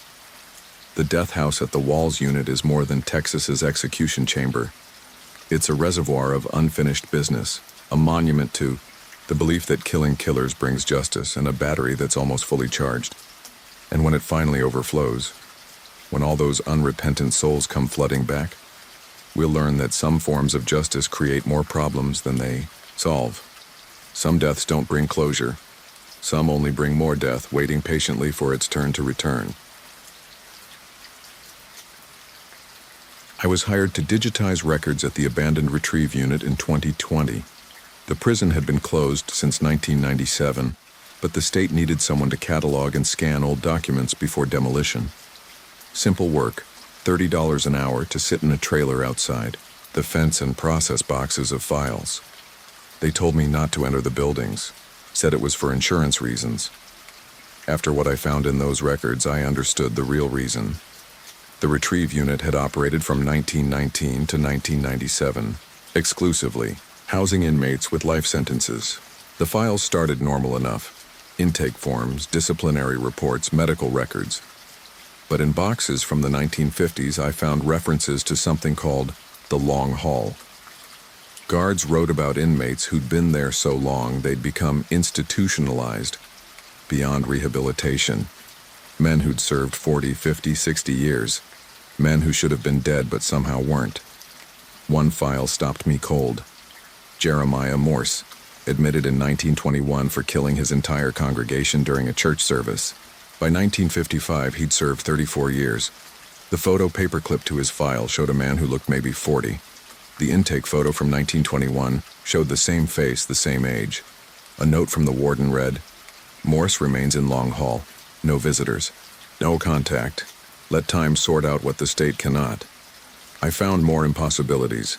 William Chen, admitted 1923, photographed in 1980 looking exactly as he had on intake. Robert Blackwood, serving life since 1919. Medical records showing perfect health in 1995. Dozens of inmates who'd entered retrieve young and never aged, never died, never left. All housed in something called the Long Hall. Against every warning, I entered the prison that night. I had to know if the Long Hall was real. The main buildings were empty, stripped of everything valuable. But in the administrative wing, I found architectural plans showing a section of the prison that didn't match what I could see. A wing that extended underground, built in 1925, expanded every decade since. The Long Hall. The entrance was in the basement, hidden behind what looked like a maintenance panel. A narrow corridor sloped down at an angle that made walking uncomfortable. The walls were limestone, sweating moisture that smelled of minerals and something else. Time itself, thick and stagnant. Emergency lighting still functioned, casting everything in a sick green glow. The corridor went deeper than any prison basement should, until I could feel the weight of earth pressing from all sides. The long hall opened before me like a throat. Cells lined both sides, but these weren't normal prison cells. They were carved, directly from the rock, each one slightly different as if they'd been hollowed out to match their occupant, and they were occupied. In the first cell, a man sat reading a book, the pages crumbling as he turned them. He looked up at me with eyes that had seen too much time pass. "You're early," he said. "Visiting hours aren't for another decade." His name was Morse. The same Jeremiah Morse from the files, unchanged after 99 years. He stood and approached the bars, not metal, but something that looked organic, like calcified bone. "Welcome to where Texas keeps its true lifers, the ones who refuse to die, who time forgot to claim. We're the glitch in the system, the sentences that never end." More inmates emerged from the shadows of their cells. Men who'd been serving life sentences since before the Great Depression. Their bodies were unchanged but wrong. Skin with the texture of old paper, eyes that reflected decades like mirrors, movements that seemed to exist outside normal time. They weren't ghosts. They were something worse. Living prisoners of temporal anomaly. "The Long Hall chooses us," another inmate explained. His file had listed him as Marcus Webb, admitted 1924. "Some men are too evil to die. Their crimes create a weight that anchors them to their punishment. The state tried to execute some of us, but we came back. Tried to let us die naturally, but we persisted. So they built this place, where time moves differently, where life sentences can be served properly." I walked deeper into the long hall, passing cells that defied counting. The corridors seemed to stretch forever, each section older than the last. In the deepest parts, I found inmates from the original retrieve unit, men who'd been serving time since 1919. They barely looked human anymore, stretched by decades into living fossils, their crimes so old that the world had forgotten their victims' names. "We remember everything," one whispered, his voice like wind through dry leaves. "Every day of every year, every meal, every sunrise we never saw, every second of time that refuses to release us. Memory becomes torture when it spans a century. Sanity becomes a choice between madness and something worse, acceptance." The long haul had its own ecosystem. Inmates who'd learned to exist outside normal time, who'd adapted to imprisonment that transcended human lifespans. They showed me things, how to see the layers of time like sediment, how certain crimes created temporal weight that prevented death, how the limestone walls had absorbed decades of suffering until they'd become something between stone and flesh. "The state closed Retrieve because of us," Morse explained. "Too many questions about inmates who'd been here since the 20s. Too many families wondering why their grandfather's killer was still alive after 70 years. So they sealed us in, cut off food and water, and waited for us to die. But you can't starve men who've learned to feed on time itself." They showed me the deeper halls, where inmates from the 1800s still served their sentences. Men who'd been transferred from older prisons whose crimes were so heinous that death itself had rejected them. The architecture changed as we descended. Modern concrete giving way to hand-carved stone, then to natural caves adapted into cells. At the very bottom, in chambers that predated Texas itself, things that had once been men waited in the darkness, their sentences measured in geological time. "Every prison has them," Webb said. "The ones who won't die, who can't die, who've been passed down from warden to warden like shameful secrets. Most states execute them repeatedly, hoping one time will stick. Texas built the long haul, a place where life without parole means exactly that, life without the parole of death. I tried to leave, but the long haul had noticed me. The corridor that had led down now led nowhere. Time moved strangely. My watch spun backward, stopped, leaped forward hours and seconds. The inmates watched with something like pity as I realized what they already knew. The long haul collected those who'd discovered it, added them to its inventory of souls serving infinite time. "You can leave," Morse said finally, "but you'll carry the weight of what you've seen. Time will move differently for you now.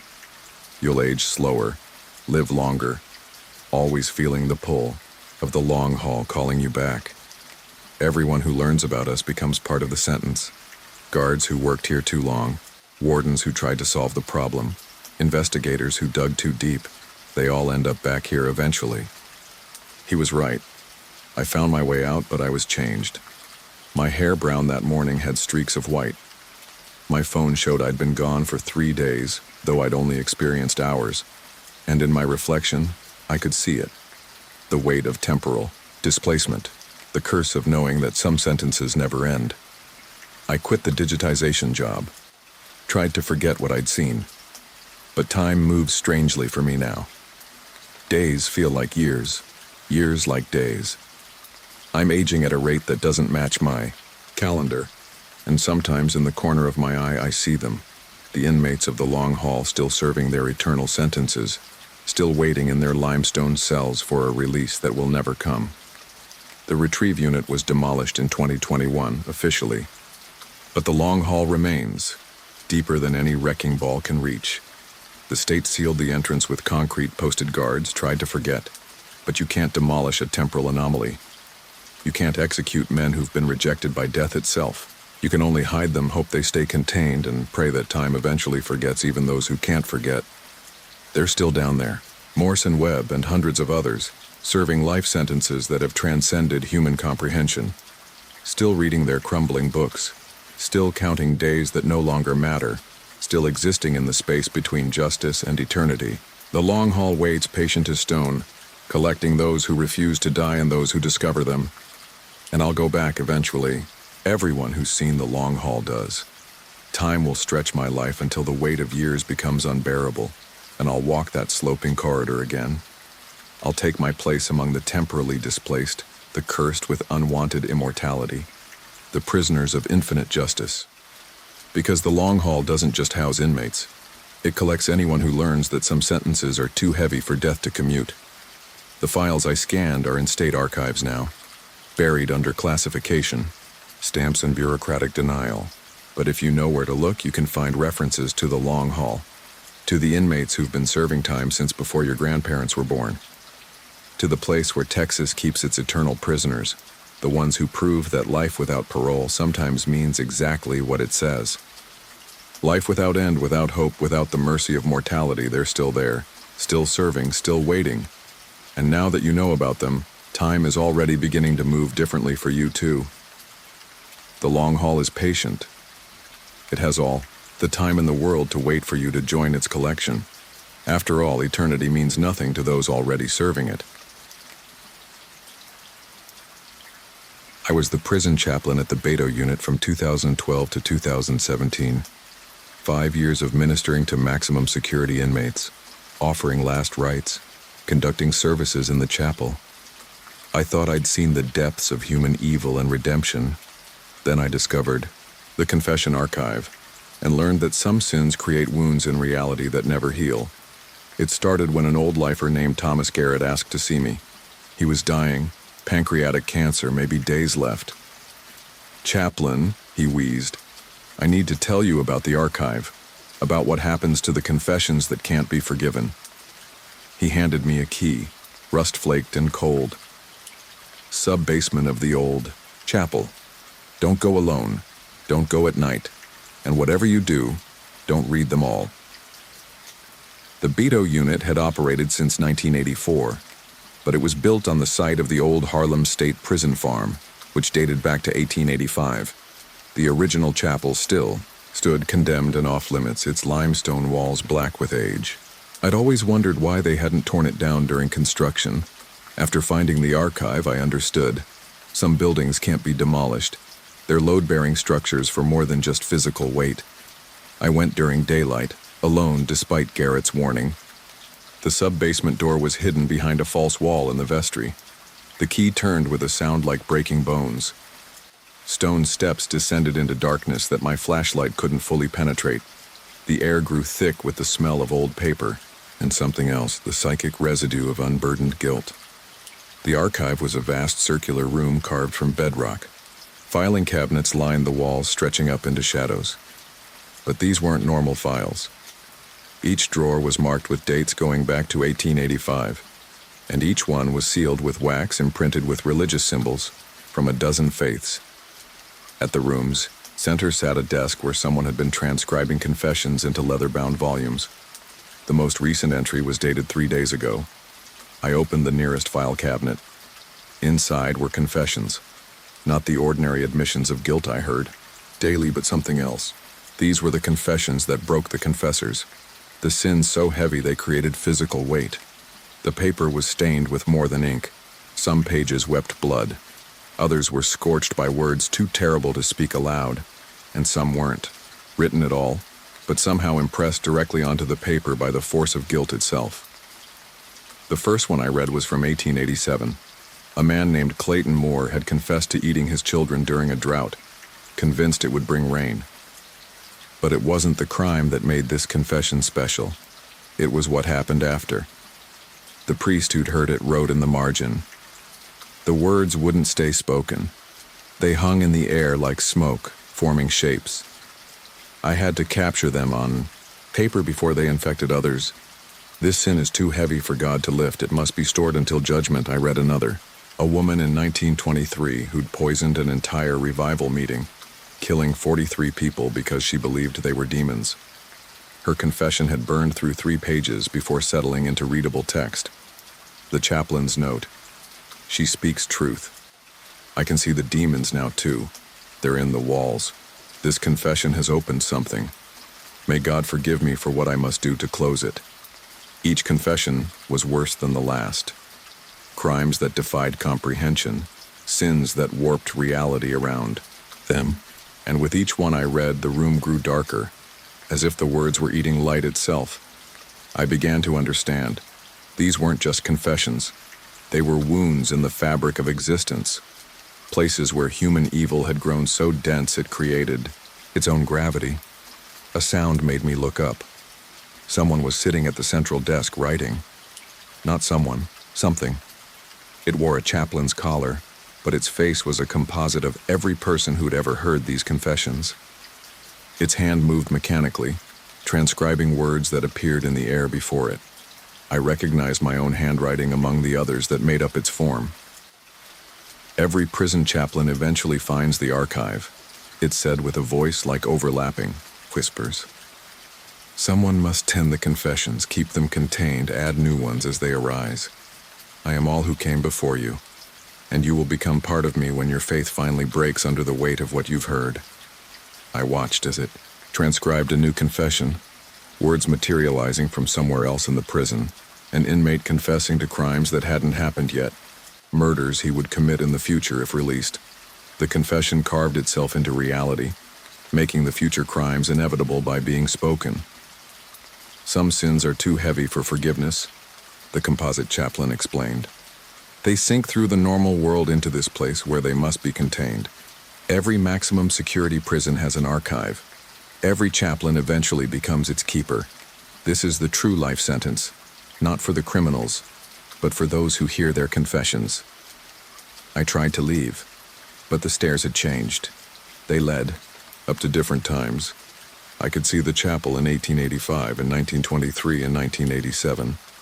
All the years when chaplains had discovered the archive and become part of its keeping. In each era, I saw myself, older, grayer, adding my essence to the composite being that tended the unforgettable confessions. You can leave, it said, but you'll come back. Every night you'll dream of the confessions you've read.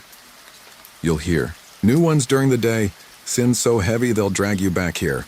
And eventually, when you've heard enough, when your faith has been ground down to nothing, you'll take your place at this desk. You'll become part of the archive's keeper, adding your knowledge to mine.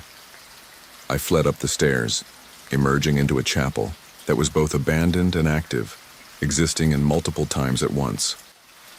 The confessions I'd read followed me, whispering their horrors. I tried to return to my duties, but every confession I heard now had weight. I could feel which ones would sink to the archive, which sins were too dense for normal forgiveness. Garrett died that night, but not before one last confession. He told me about the 17 children he'd killed before being caught for the one murder they could prove. He described each death in detail that made my soul recoil, and I felt his words sinking, pulling toward the archive, demanding to be contained before they could infect others with their evil. I lasted 3 more years, 3 years of hearing confessions while knowing that the worst ones were accumulating below, waiting to be properly filed. 3 years of dreams where the composite chaplain showed me my future, sitting at that desk transcribing horrors for eternity.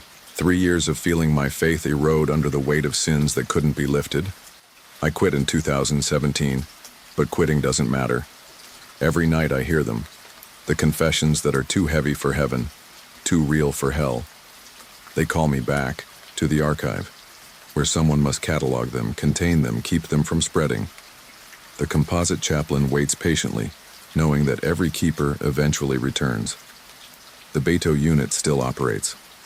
They have a new chaplain, young and faithful, who hasn't yet found the key that's probably already in his desk drawer. He hasn't yet heard the confession that will be too heavy to forget, too terrible to forgive. But he will. They all do. And when his faith finally breaks, when he descends those stairs to find the archive, he'll see me there. Part of the composite, now another voice in the chorus of chaplains who learned that some sins create their own gravity, their own reality, their own need for eternal containment.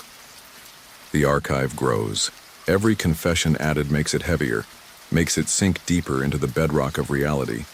Somewhere beneath every maximum security prison, these rooms exist, tended by those who made the mistake of listening to sins that should never be spoken. We are the unforgiven forgivers, the keepers of confessions that God himself won't hear. If you're a prison chaplain reading this, be careful which confessions you agree to hear. Some sins are patient predators, waiting for someone with enough faith to destroy. And once you've heard them, once you know they exist, you're already part of the archive, already sinking toward that basement room where every chaplain eventually arrives, key in hand, ready to take their place in the eternal documentation of unforgivable sin. The confessions are waiting. They're always waiting. And now that you know about them, you can probably feel their weight, pulling you toward the archives that exist beneath every prison where true evil serves its time. Don't listen. Don't go looking. And whatever you do, don't read them all. Because once you start, you become part of the collection. Another keeper of sins too heavy for heaven to lift, too real for hell to burn away. I worked as a maintenance supervisor at the Polunsky unit from 2018 to 2019. Death row facility. Over 200 condemned men waiting for their date with the needle. My job was keeping the infrastructure running. Pipes, electrical, HVAC. What I discovered in the ventilation system still makes me wake up gasping for air that feels too thick to breathe. It started with complaints from D-Pod, inmates saying their cells were getting too hot at night, but only between 2 and 4 a.m. The thermostat readings were normal, but I'd learned to trust inmate complaints. They lived in those cells 23 hours a day. They knew when something was wrong. I scheduled a night inspection of the ventilation shafts, figuring it was just a stuck damper or dying fan motor. The Polunsky unit was built in 1993, but the ventilation system connected to older infrastructure from the original Terrell unit. Beneath it, the blueprints showed a maze of ducts and shafts, some dating back to the 1880s. The deeper you went, the older the system got, transitioning from modern steel to ancient brick airways that nobody had mapped properly. I entered the main shaft at 2 a.m. with my headlamp and tools. The metal ductwork was normal at first, just dusty and showing its age. But as I descended toward the connection point with the old system, the air changed. It got thicker, warmer, and carried a smell like copper pennies mixed with ozone. My breathing felt labored, like the oxygen was being replaced with something heavier. The transition point was where modern met ancient, steel ducts feeding into brick channels that predated any schematic I had. The bricks were black with age, but when I touched them, they were warm. Not hot from friction or machinery, but warm like living tissue. And they were wet with condensation that had an oily, organic quality. I followed the old airways deeper, mapping as I went. The brick channels expanded into a network that made no sense. Passages that doubled back on themselves, vertical shafts that seemed to go nowhere, chambers that served no ventilation purpose. And throughout it all, that thick air that made each breath feel like drowning in reverse. In one chamber, I found the source of the heat. The walls were covered in what looked like tumors, bulbous growths of crystallized matter that pulsed with their own warmth. When I got closer, I realized what they were made of. Breath. Decades of final breaths, last words, death rattles from executions. They'd crystallized in these old airways, forming deposits of concentrated human expiration. Each growth was different. Some were smooth and pearl-like, formed from peaceful last breaths. Others were jagged and dark, crystallized from screams of defiance or pleas for mercy. And they were alive in some way, still carrying the essence of the men who'd breathed them out. When I touched one, I heard words. "Tell my mama I'm sorry." Another. "I'll see you all in hell." Another. "I didn't do it. I didn't do it. I didn't." The airways went deeper. I found chambers where the breath deposits had grown so thick they nearly blocked the passages. Generations of final exhalations building up like limestone in a cave. But this wasn't mineral. It was organic, human, the physical manifestation of souls leaving bodies. And it was all flowing somewhere, being drawn deeper into the system by fans that shouldn't exist. I followed the flow to its destination, a vast chamber that wasn't on any blueprint. The walls were covered in massive formations of crystallized breath, structures that looked almost architectural in their complexity. And at the center was something that defied explanation. A mass of condensed final breaths that had achieved some kind of critical mass, become something more than the sum of its parts. It was breathing. The entire mass pulsed with a rhythm like respiration, drawing in the air from above and exhaling something else. Not oxygen or carbon dioxide, but something that had no name. The exhalations of the executed, processed, and concentrated and given new form.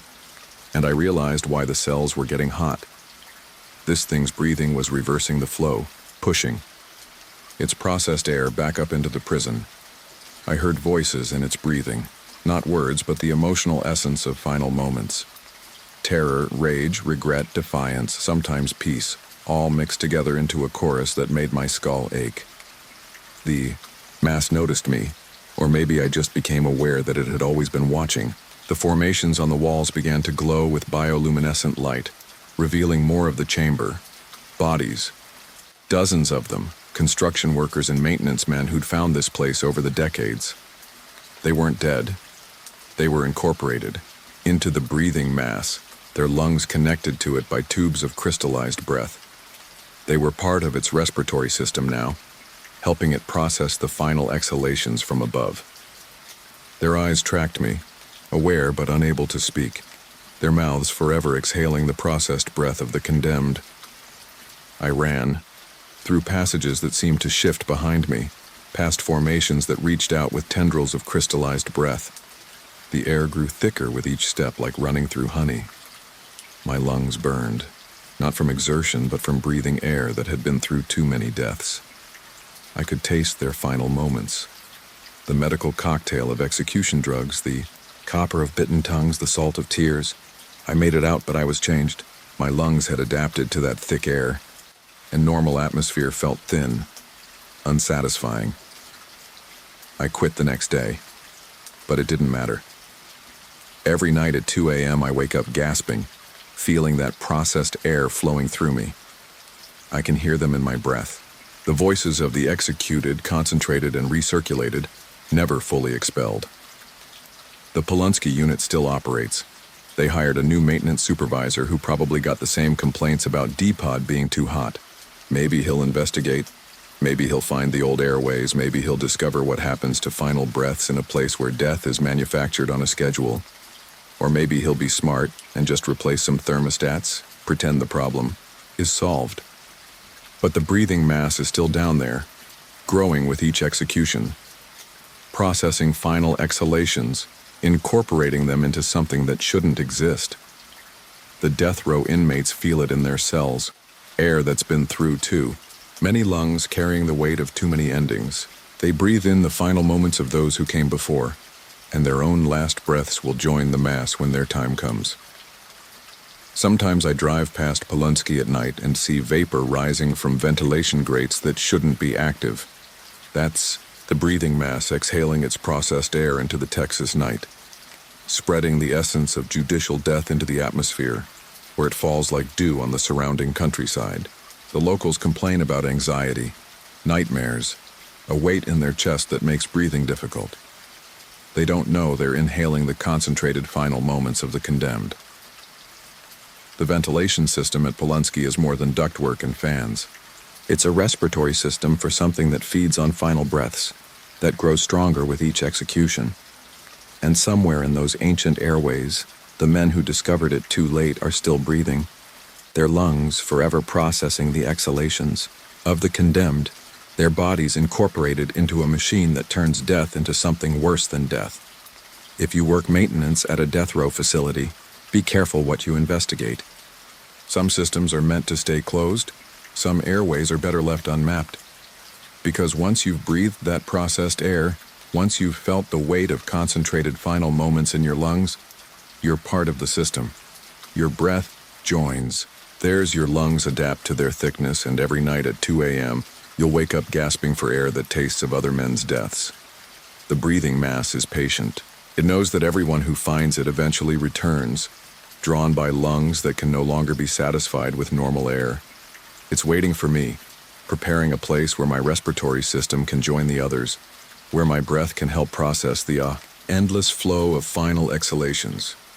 Because in a place where death is scheduled and systematic, even breath can crystallize into something monstrous, something that turns the most basic human function into a curse that compounds with each execution. I was a records clerk at the Michael unit from 2016 to 2018. My job was digitizing old files, converting decades of paper into searchable databases. Boring work, until I found the behavioral modification wing records from 1978, 1983, files that were supposed to have been destroyed, documenting experiments that turned rehabilitation into something that still whispers in the walls. The Michael unit was built in 1987, but it incorporated structures from the old Ramsey State Hospital for the criminally insane. The hospital had been shuttered after a patient riot in 1983 that left 17 dead. The official report blamed overcrowding and understaffing. The files I found told a different story, one about Dr. Patricia Vance and her revolutionary treatment program that worked too well. Dr. Vance believed criminal behavior was a frequency, a wavelength that could be disrupted and retuned. She got permission to convert the hospital's East Wing into an experimental unit. 24 cells equipped with speakers that played subsonic frequencies, walls painted in patterns designed to affect brain waves, lights that pulsed at specific intervals. The files called it resonance therapy. The first subjects showed remarkable improvement. Violent offenders became docile. Sociopaths displayed empathy. Men who'd spent years in solitary were suddenly model patients. Dr. Vance's notes were triumphant. She'd found the frequency of rehabilitation, the exact combination of sensory input that could rewrite criminal psychology. The state was ready to expand the program to every prison in Texas. Then the side effects started. Patients complained of hearing voices, not hallucinations, but actual voices speaking in frequencies only they could perceive. They said the walls were talking, that the paint patterns were moving, forming words and languages that predated speech. Some claimed they could hear the thoughts of patients in other cells, all thinking in perfect synchronization. By month 6, the improvements reversed, catastrophically. The model patients didn't return to their criminal behaviors. They transcended them. They developed new forms of violence that had no names, crimes that existed in the spaces between thoughts. One patient, Marcus Webb, was found sitting calmly in his cell with his cellmate. The cellmate was still alive but had been restructured, his bones rearranged without breaking the skin, his organs repositioned into patterns that somehow still functioned. Dr. Vance tried to shut down the program, but it was too late. The frequencies had created a resonance between the patients, linking their minds into something collective. They moved in perfect coordination without communication. They spoke in harmonics that made listeners' teeth ache. And they were changing, physically, their bodies adapting to perceive and produce frequencies beyond human range. The riot wasn't a riot. It was an orchestrated event, 24 patients moving as one organism. They didn't try to escape. Instead, they barricaded themselves in the behavioral modification wing and began converting it. Using their bodies as instruments, they generated frequencies that warped the architecture. Walls became speakers, floors became resonating chambers. The entire wing transformed into an instrument designed to play reality like a violin. The National Guard pumped gas into the wing, waited 3 days, then went in. They found the patients dead, arranged in a perfect geometric pattern. But the building was changed. The walls hummed with subsonic vibrations. The paint patterns seemed to shift when viewed directly, and in certain rooms, at certain times, you could hear it. The frequency of pure rehabilitation, so perfect it erased everything human. The hospital was closed, the wing sealed, and the Michael unit built around it. But I found the continuation files. Guards reporting inmates in nearby cells developing synchronized behaviors, prisoners claiming they could hear something singing in the walls, maintenance workers finding new patterns painted in areas no one could access, frequencies carved into concrete like sheet music. I had to see it. The old wing was behind 3 locked doors marked with biohazard warnings. My keycard shouldn't have worked, but the locks opened with harmonic tones instead of clicks. Inside, the behavioral modification wing waited, perfectly preserved. The walls still hummed, the patterns still moved, and in the air, just below the threshold of hearing, the frequency played on. Each cell told a story in acoustic shadows. I could hear the echoes of the patients who died here, their voices preserved, in the resonance of the walls. They weren't ghosts, they were recordings. Their consciousness converted to frequency and embedded in the architecture. When I stood in the center of the wing, I could hear them all. 24 voices harmonizing into something that made my bones resonate. But it was Dr. Vance's office that showed me the truth.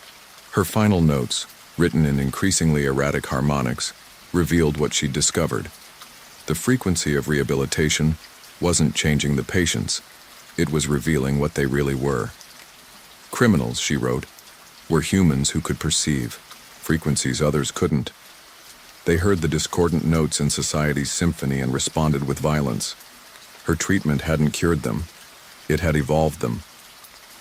The final entry was just musical notation, frequencies mapped onto staff paper. When I hummed them unconsciously while reading, the room responded. The walls brightened, the air thickened, and I heard her voice preserved in the acoustic memory of the space. They're not gone. They're in the frequency now, waiting for someone to play their song.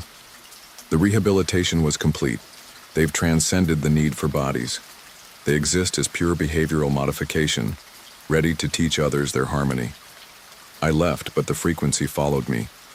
I heard it in the hum of fluorescent lights, the rhythm of footsteps, the harmony of voices in the prison cafeteria. Other staff started noticing my behavior, how I moved in sync with rhythms only I could hear, how I could predict inmate actions by listening to their frequencies. I was being rehabilitated, transformed by exposure to Dr. Vance's perfect frequency. Quit before the change completed, but it's still in me. Late at night I hear them. The 24 patients who became something more than human, singing their subsonic song from within the walls of the Michael unit. They're teaching others their frequency, spreading their perfect rehabilitation through harmonics that bypass conscious thought. Every prisoner who serves time near the old wing comes out changed, carrying the frequency into the world. The Michael unit still operates, still houses inmates in cells built around that sealed wing. The administration knows something is wrong. The recidivism rate for inmates housed in the eastern blocks is 0. Not because they're rehabilitated in any normal sense, but because they've been retuned. They don't commit crimes anymore because they've learned to hear the frequency of perfect behavior, to exist in harmony with something that makes human morality obsolete. Sometimes I drive past at night and see lights pulsing in windows that should be dark. That's the frequency becoming visible, the rehabilitation program completing itself without human oversight. Dr. Vance succeeded beyond her wildest dreams. She found the wavelength that transforms criminal behavior. She just didn't realize it. Would transform everything else too. The behavioral modification wing is still there, humming its subsonic song, teaching anyone who listens how to transcend human limitation through perfect resonance. The patients who died in 1983 aren't gone. They're in the frequency, waiting to rehabilitate anyone who can hear their harmony. And once you've heard it, once you've felt your bones resonate with their perfect pitch, you can never quite return to the discordant noise of normal human existence. If you work at the Michael unit, avoid the East Wing. Don't listen to the walls. Don't hum along with the ventilation system.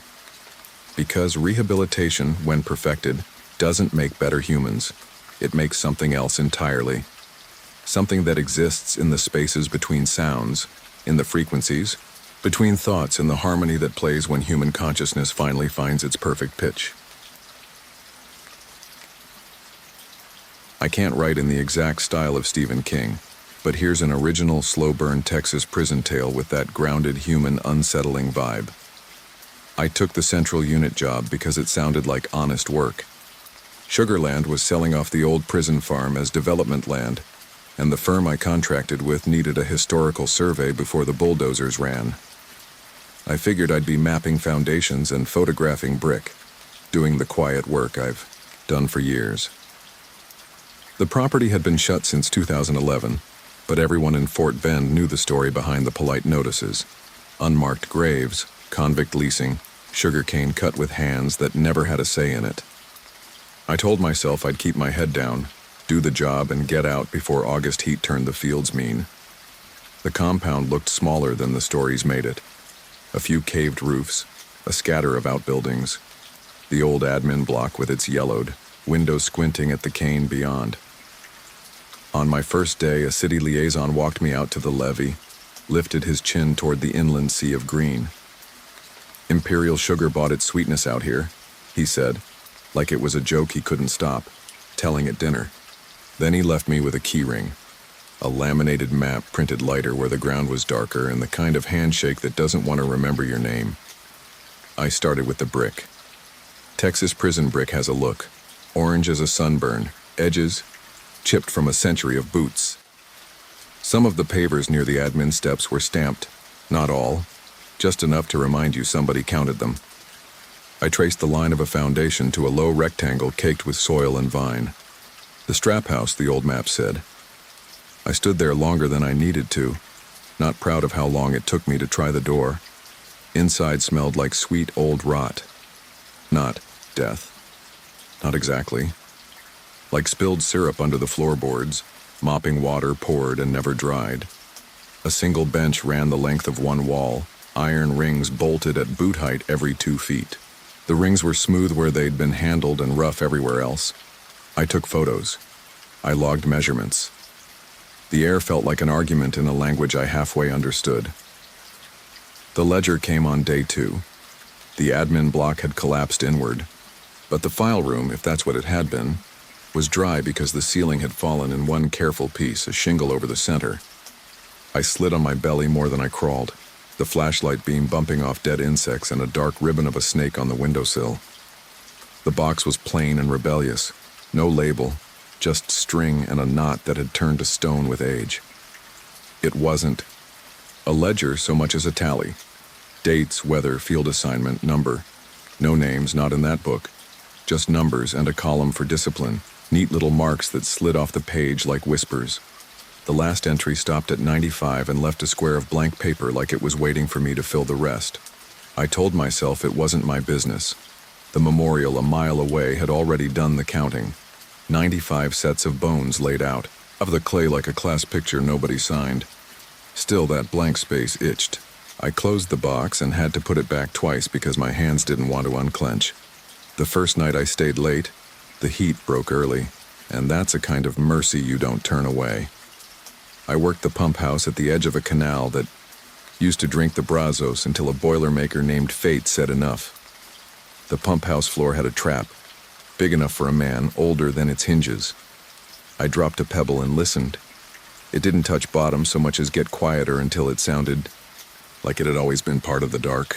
I climbed down because I don't tell these stories if I don't go where they go. Below was a tunnel. Not on any map, of course. Brick, rounded ceiling, slick with condensation.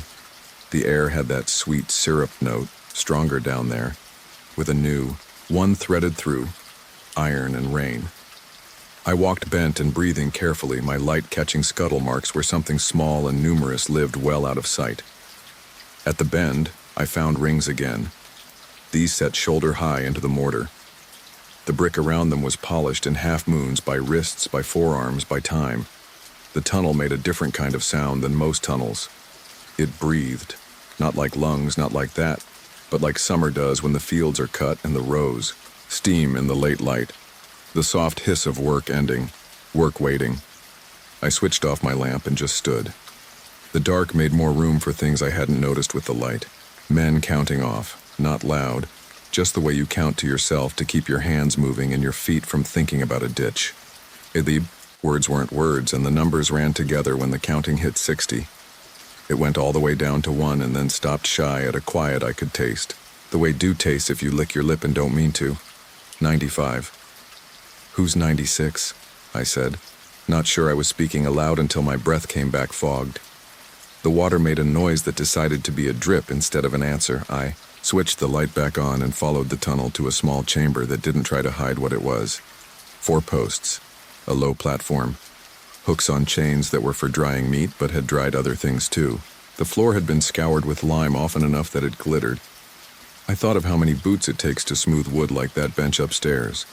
I thought of how much work it takes to soften a voice to the point where it can say what a voice, like mine, had just said without breaking. When I came up, there were lanterns in the field. That's what my brain called them, even though I knew nobody was out there. And if they were, they'd use headlights, not flame. Points of light moving, slow in a line across the canebrake. Bright as summer stars brought low, they swayed the way men sway when they're tired of being upright. The sound that came with them didn't have a direction, just a temperature. Warm, the way your back feels in winter, when the stove finally figures out how to be useful. The counting was gone. A song replaced it. Not happy, not sad, just the thing you sing so you don't have to talk. I watched until the lights lay down flat and disappeared all at once, like a breath you hold until your chest aches. I slept in the cab of my truck that night because the key wouldn't turn in the gate. In the morning, my boots were on the seat. Beside me, the polished brass eyelets staring. Somebody had scrubbed the mud out of the treads. I don't sleep easy, and I don't sleep through someone taking my boots off. I drove to the strip mall diner on Highway 6 and set them on the table. Like proof, the waitress let the coffee pour a little too long into my cup, and neither of us pretended it wasn't on purpose. That place, she said eventually, her eyes on the window glass where the sun baked the parking lot into white. My granddaddy used to be a trusty shooter out there, carried a rifle and a certificate from the state that said he was a good man. He drank himself mean about it later. Used to sit on our porch and name what wasn't on his checks. All numbers. Never names. I found a ledger, I said. Stopped at 95. She stirred her coffee until the spoon clinked in a rhythm, not stirring anything. My granddaddy used to say it like a toast. 95, and he'd stop there. Never said the last part. I always thought he couldn't count. It rained that afternoon. The kind of rain that takes the dust and tacks it to your face, that breaks the heat but doesn't fix the sky. I went back because that's the way I am when an answer stands there not moving. In the tunnel, the drip had decided to be a leak, and the leak was making the lime into paste. The chamber smelled like wet paper. There was something stuck in the packed dirt under the platform. Something square. I pulled at it until the ground let go. A concrete marker. Hand poured. The edges. Rough as old heels, no name, no number. A letter. Crooked and shallow. Scratched with a nail when the cement was quick but not ready. It might have been an N. It might have been a Z. It was the shape a hand makes when it's trying to write a letter it's only ever seen. I carried it upstairs because I wanted to see it in the good light coming through the strap house door. That light isn't good anymore. I know that now.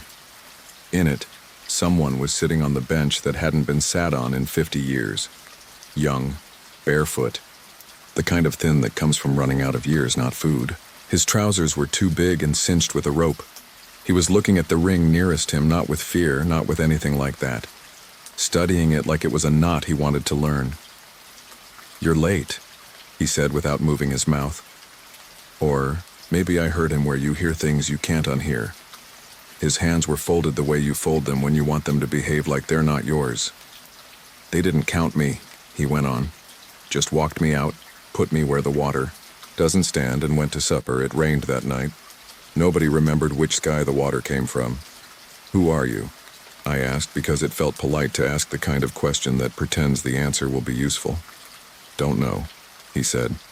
"They took it when they put me in stripes. I was a letter after that, like a brand on a calf. They said we'd get names back when our time was broke. Time don't break, it just goes crooked sometimes." He looked down at the square in my hands like he was seeing a photograph I'd stolen. "That was mine," he said. "But the ground gave me back and kept it.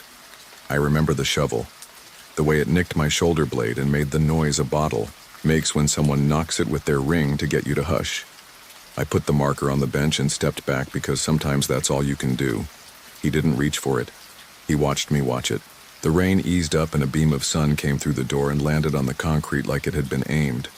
The letter softened, the way words soften when someone says them again the way they meant to the first time. "How many?" I asked, and he smiled like I'd told a joke he didn't mind.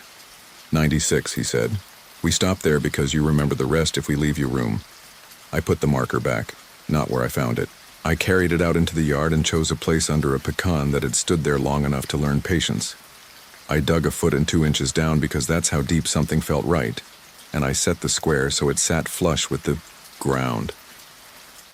The rain brought the smell of sugarcane I couldn't see anymore from that yard, the sweet rot of it when a freeze sneaks in before harvest. I said something out loud. Nothing grand, just a promise to return with a better tool and a mined for names. When I looked up, the lanterns were there again at the edge of what used to be rows. Closer than they had been, brighter.